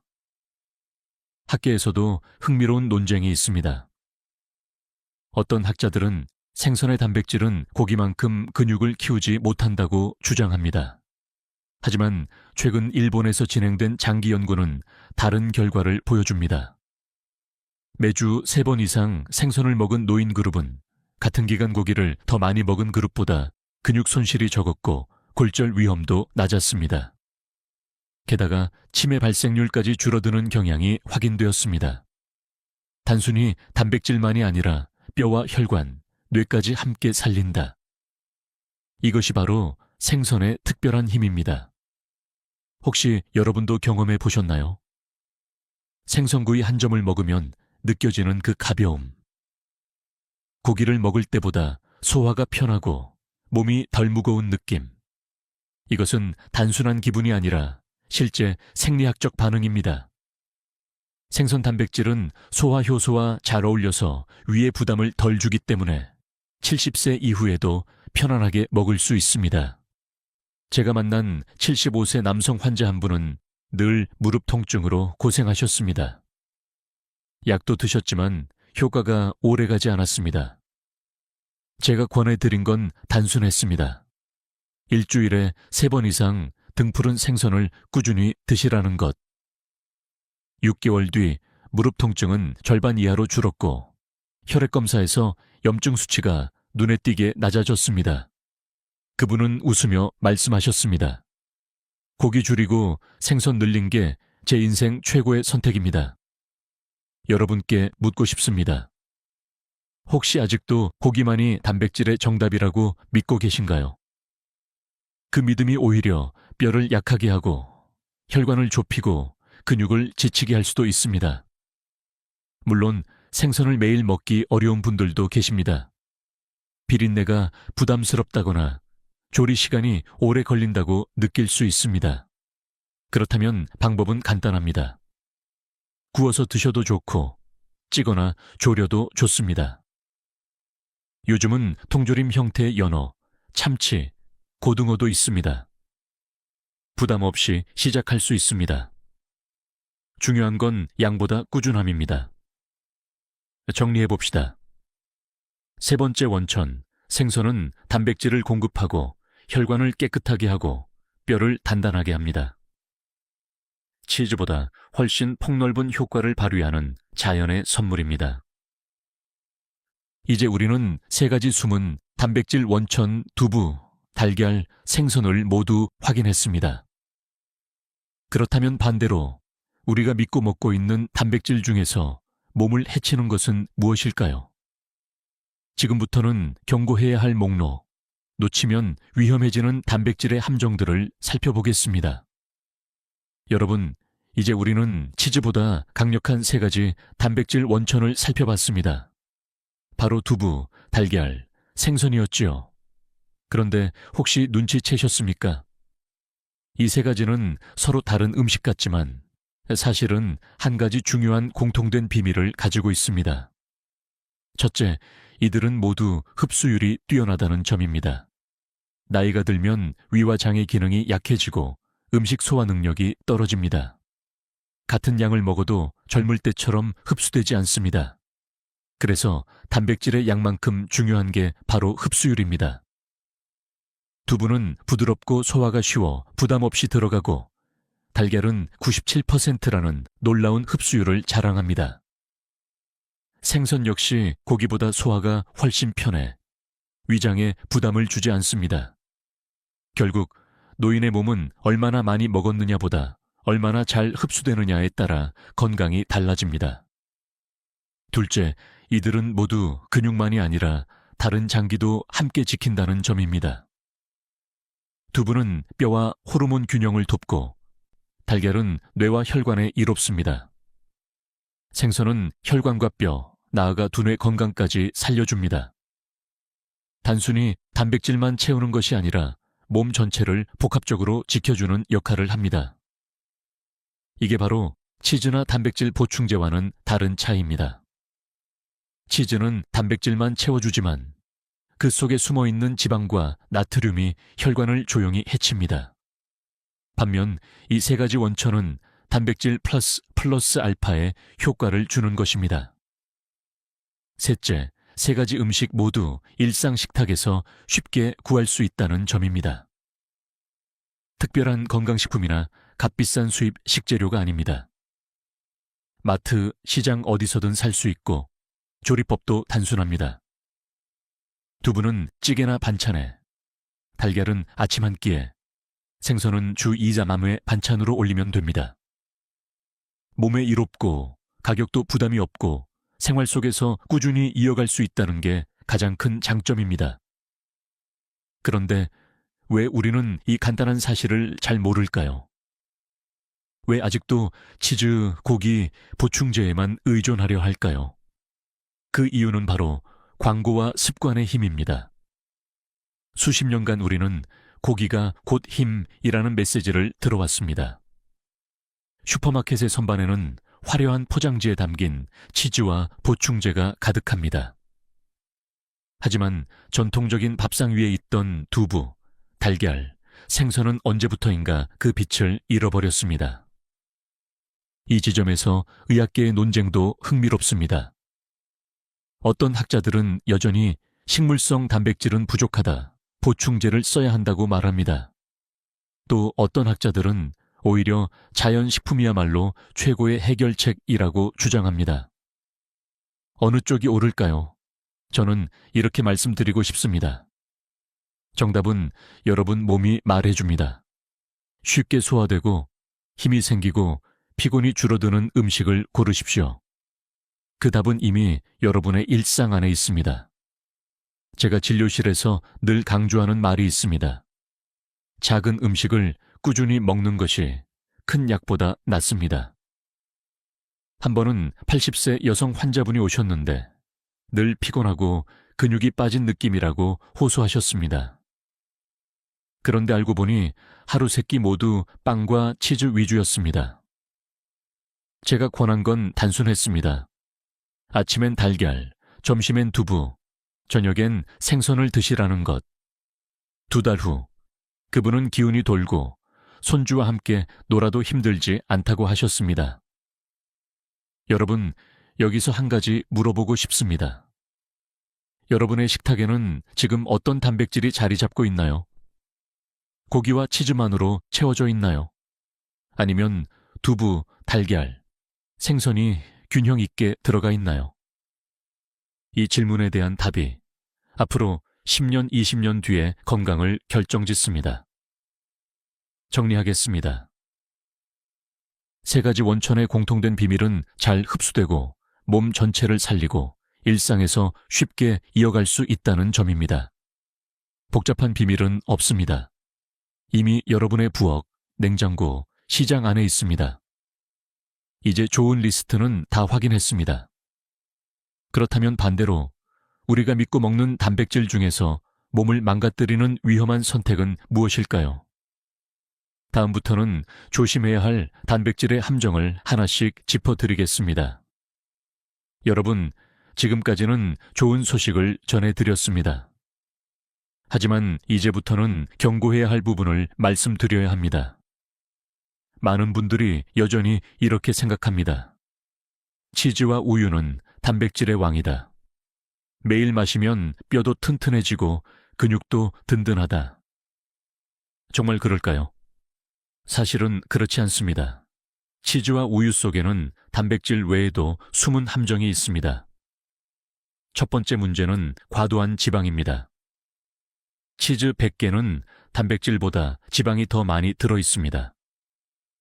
이 지방은 대부분 포화지방으로 혈관을 딱딱하게 만들고 심장 질환 위험을 높입니다. 나는 근육을 지킨다고 치즈를 먹었는데 알고 보니 혈관을 망가뜨리고 있었다. 이런 일이 실제로 일어나고 있습니다. 두 번째 문제는 높은 나트륨입니다. 치즈는 가공 과정에서 소금이 많이 들어갑니다. 나트륨이 많은 음식을 오래 먹으면 혈압이 올라가고 뇌졸중 위험이 높아집니다. 특히 60세 이후에는 신장이 약해져 나트륨 배출이 잘 안 되는데 치즈를 즐겨 드신다면 혈압약을 먹으면서도 계속 피곤함과 어지럼증을 겪을 수 있습니다. 세 번째 문제는 소화 흡수의 어려움입니다. 우유에는 락토스, 유당, 당가 들어 있습니다. 많은 한국인, 아시아인 노년층은 락토스 소화 효소가 부족합니다. 그래서 우유를 마신 뒤 속이 더부룩하거나 설사를 하는 경우가 많습니다. 단백질 보충한다고 우유를 마셨는데 오히려 소화불량으로 기운이 빠진다.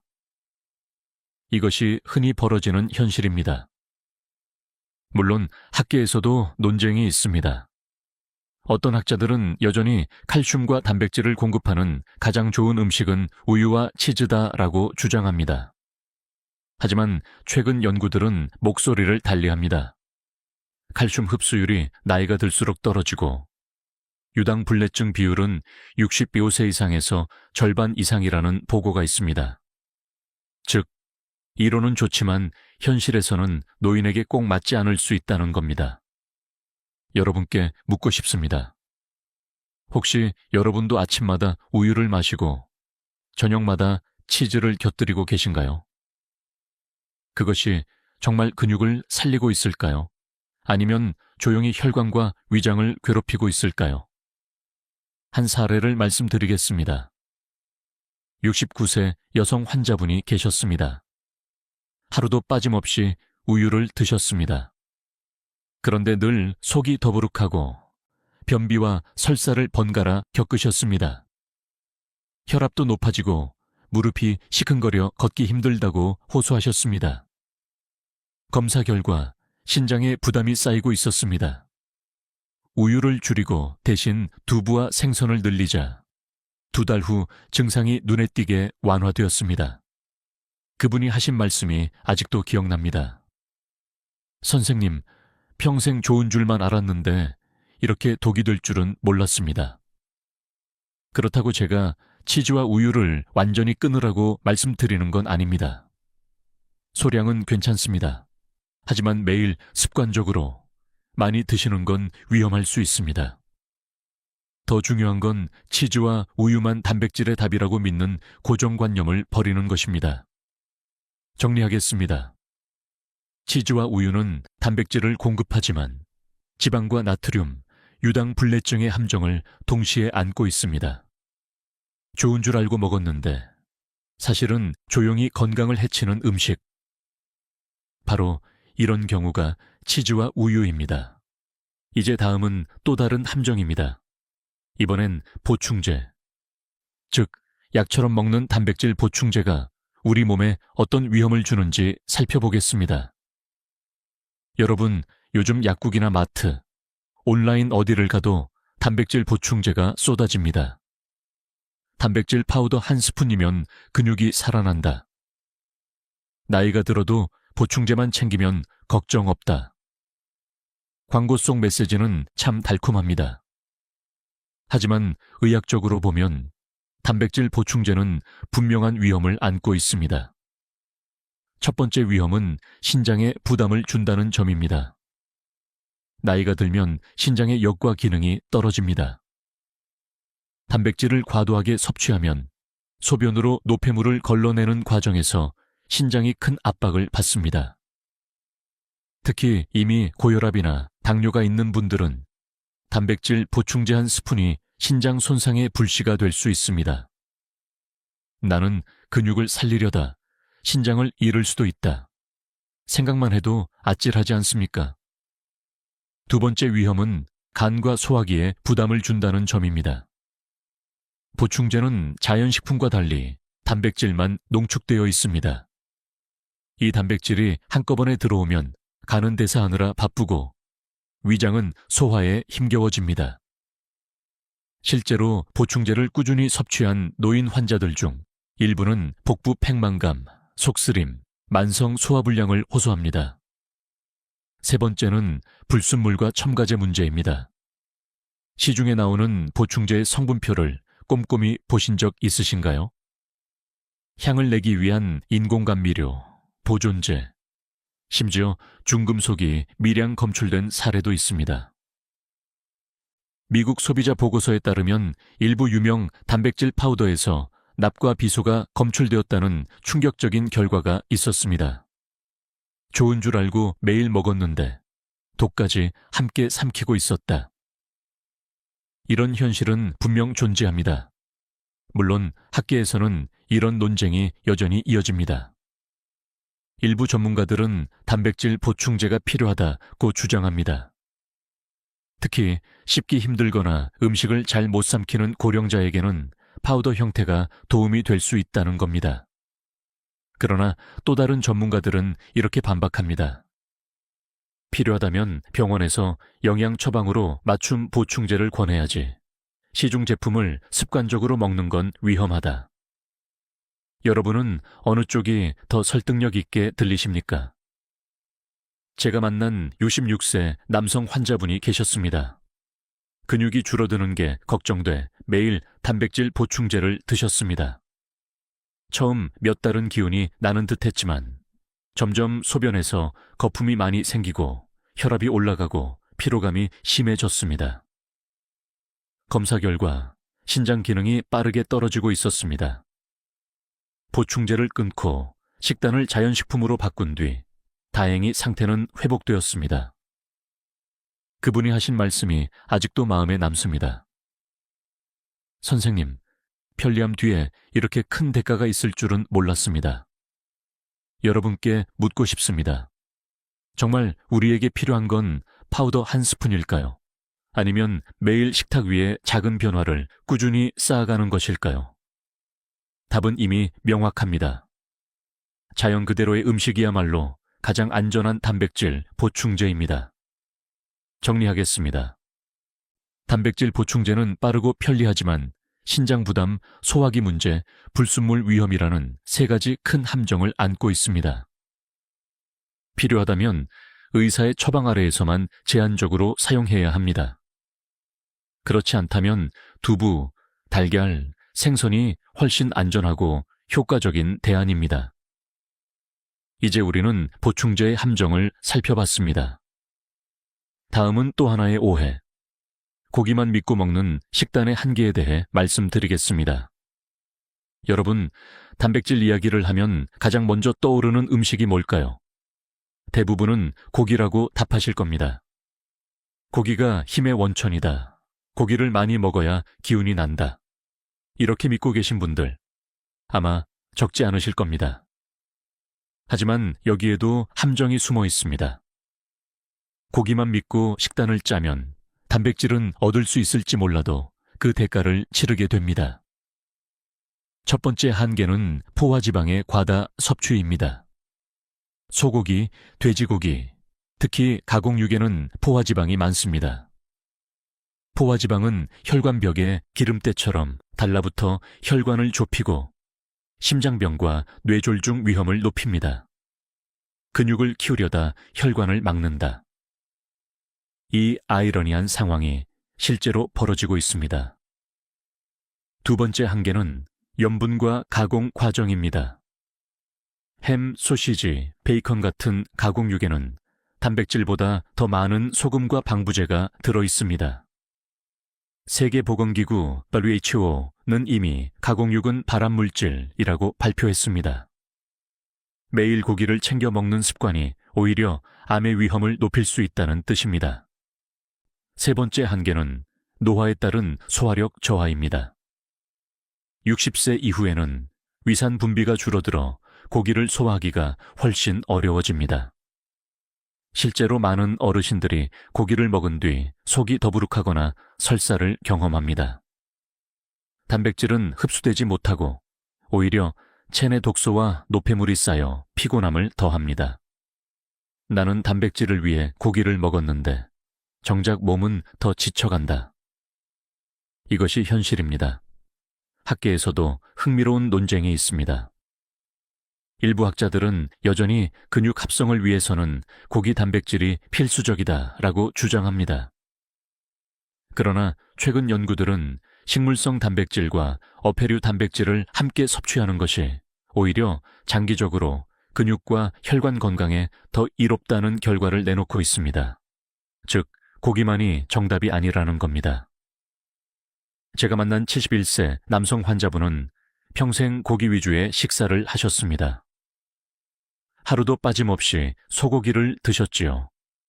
그런데 70세가 넘어가자 혈압이 치솟고 콜레스테롤이 높아졌으며 무릎 관절이 자주 붓기 시작했습니다.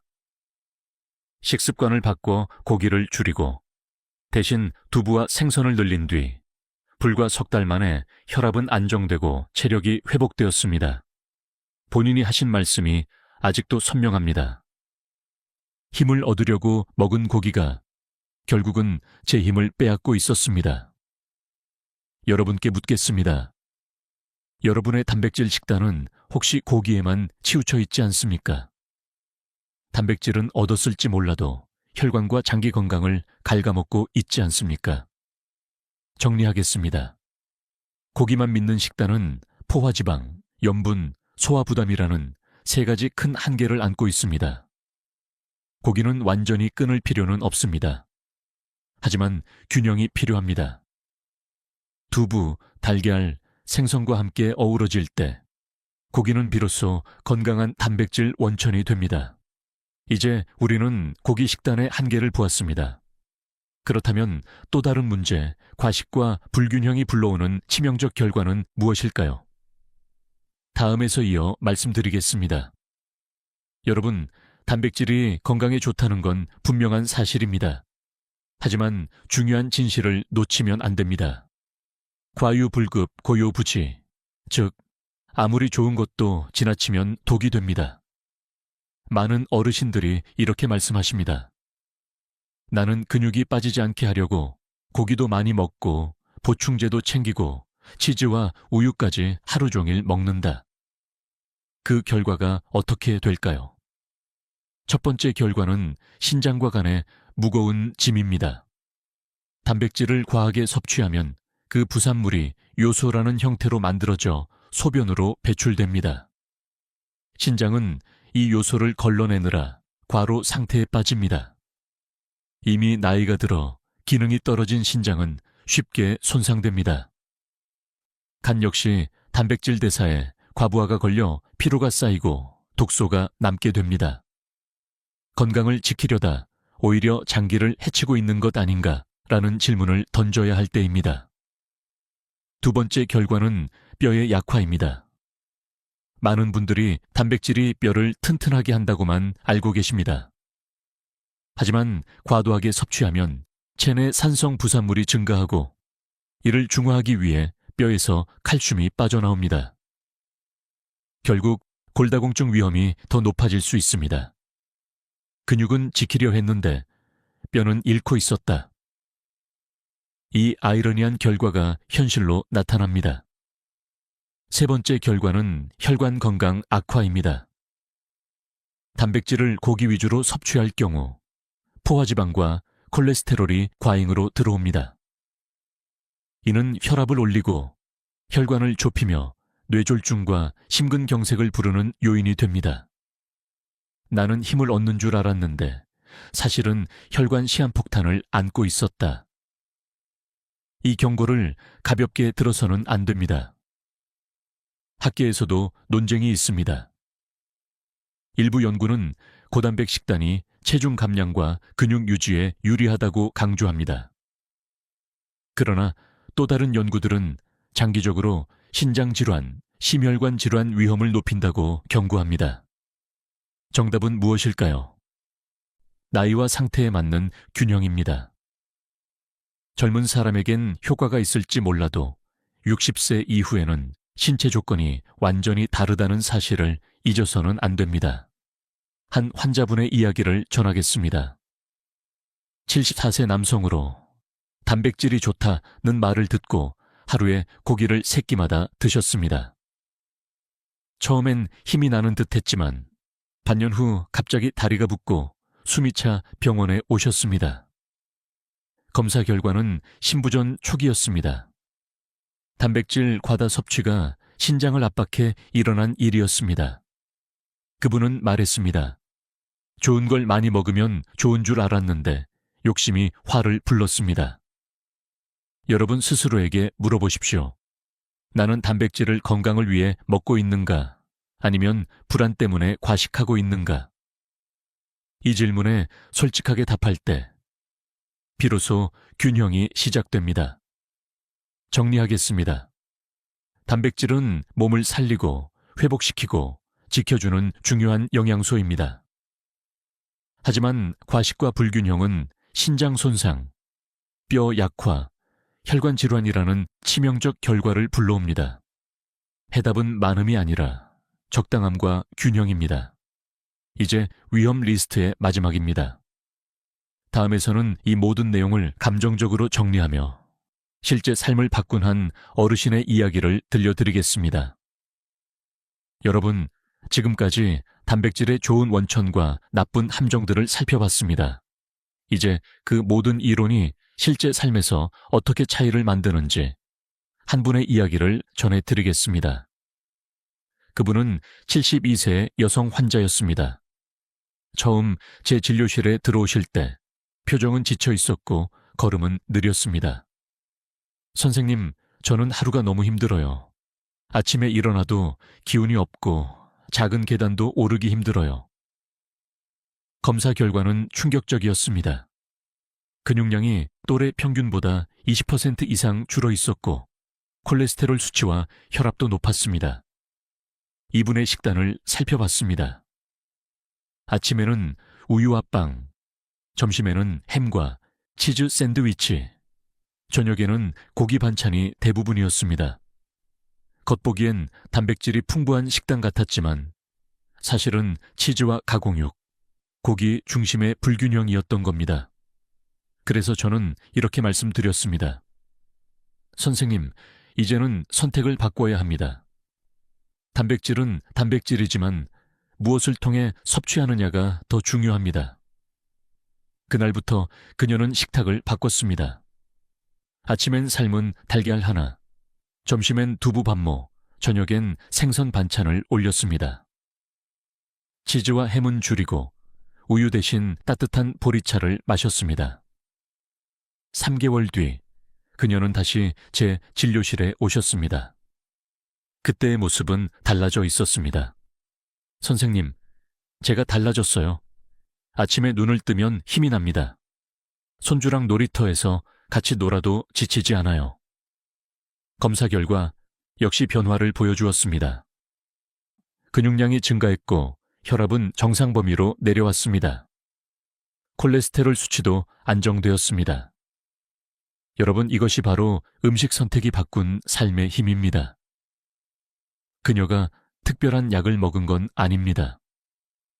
고비용 보충제를 쓴 것도 아닙니다. 단지 치즈 대신 두부, 가공육 대신 생선, 습관적으로 마시던 우유 대신 달걀과 물을 선택했을 뿐입니다. 혹시 이런 생각이 드시지 않습니까? 나도 지금 당장 바꿀 수 있지 않을까 그렇습니다. 오늘 저녁 식탁에서 단 하나의 음식을 바꾸는 순간 변화는 이미 시작됩니다. 의사로서 수많은 환자들을 만나면서 제가 확신하게 된 사실이 있습니다. 건강은 거창한 변화가 아니라 작은 선택의 누적에서 온다는 겁니다.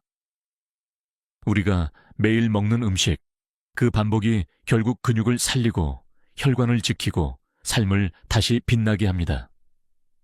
그 환자분은 마지막에 이렇게 말씀하셨습니다.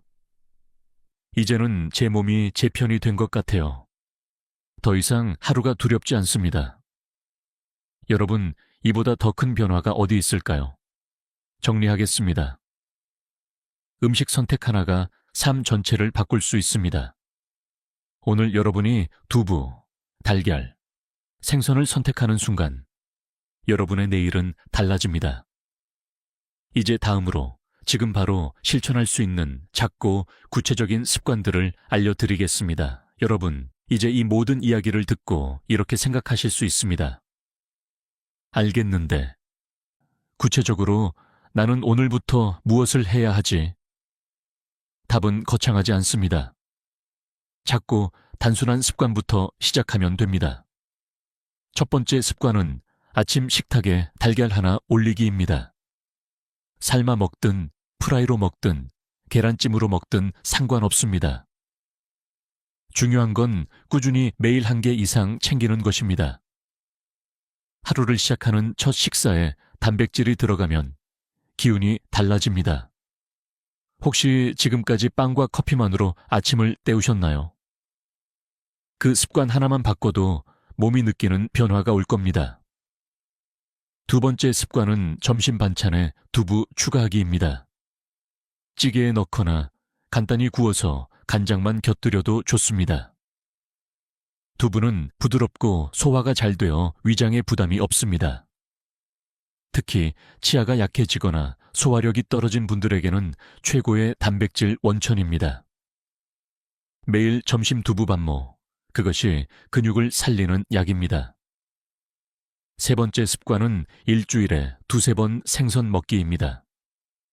구이, 찜, 조림, 심지어 통조림도 괜찮습니다. 등푸른 생선, 고등어, 연어, 전거리 같은 생선이 특히 좋습니다. 생선은 단백질뿐 아니라 뼈와 혈관, 뇌까지 지켜줍니다. 고기 대신 오늘은 생선을 선택해볼까? 이 작은 질문이 여러분의 10년 후 건강을 바꿉니다. 네 번째 습관은 치즈와 우유 줄이기입니다. 매일 드시던 치즈를 일주일에 2~3번 정도로 줄이고 우유는 속이 불편하다면 과감히 끊으셔도 됩니다. 대신 따뜻한 보리차나 녹차를 드십시오. 몸이 한결 가벼워집니다. 다섯 번째 습관은 보충제에 의존하지 않기입니다. 광고의 달콤한 말보다 여러분의 몸을 믿으십시오. 식탁 위의 음식이야말로 가장 안전한 보충제입니다. 보충제가 필요하다면 반드시 의사와 상의하세요. 마지막 6번째 습관은 균형을 기억하는 것입니다. 고기, 두부, 달걀, 생선, 이 4가지가 조화를 이루어야 합니다. 한쪽으로 치우치면 힘을 얻는 대신 다른 곳을 잃게 됩니다. 나는 지금 무엇을 너무 많이 먹고 있지 않은가? 이 질문을 매일 던지며 식탁을 돌아본다면 균형은 자연스럽게 찾아옵니다. 제가 만난 80세 환자 한 분은 이런 말씀을 하셨습니다. 젊었을 때는 힘들면 약을 찾았지만 지금은 음식을 고치는 게 더 큰 힘을 줍니다. 그분은 두부와 생선을 늘리고 치즈와 가공육을 줄이면서 다시 손자와 함께 뛰놀 수 있게 되었습니다. 여러분, 이제 공은 여러분 손에 있습니다. 오늘 저녁 식탁에서 무엇을 선택하시겠습니까? 치즈 대신 두부, 고기 대신 생선, 빵 대신 달걀. 이 작은 습관 하나가 내일의 건강을 바꿉니다. 정리하겠습니다. 지금 당장 실천할 수 있는 습관은 단순합니다. 아침 달걀, 점심 두부, 주 2~3회, 생선, 치즈. 우유 줄이기, 보충제 의존하지 않기, 균형 지키기. 이 6가지면 충분합니다. 이제 마지막으로 이 모든 내용을 감정적으로 묻고 다시 시작할 힘을 드리는 말씀으로 마무리하겠습니다. 여러분, 지금까지 우리는 긴 여정을 함께 걸었습니다. 치즈보다 강력한 3가지 단백질, 원천, 두부, 달걀, 생선. 그리고 우리가 조심해야 할 치즈와 우유의 함정, 단백질 보충제의 위험, 고기 식단의 한계, 과식의 치명적 결과까지. 좋은 것과 나쁜 것, 이 두 얼굴을 모두 보셨습니다. 이제는 분명해졌습니다. 무엇을 선택하느냐에 따라 우리의 내일은 달라집니다. 혹시 마음속에 이런 생각이 드시나요? 나는 이미 너무 늦은 게 아닐까? 아닙니다. 지금 이 순간이 바로 출발점입니다. 나이가 10세든 80세든 심지어 90세라도 몸은 여전히 변화를 받아들일 수 있습니다. 근육은 다시 살아날 수 있고 혈관은 다시 맑아질 수 있으며 뼈는 여전히 단단해질 수 있습니다. 생각해 보십시오. 오늘 저녁 식탁에서 두부 반모를 추가하고 아침에 달걀 하나를 삶아 드시고 일주일에 2번 생선을 구워 드신다면 그 변화가 쌓여서 어떤 미래를 만들까요? 무겁던 발걸음이 가벼워지고 손주와 함께 뛰어노는 시간이 늘어나고 아침에 눈을 뜰 때 기운이 솟아나는 자신을 만나게 될 겁니다. 제가 늘 환자분들께 드리는 말씀이 있습니다. 지금부터 다시 시작할 수 있습니다.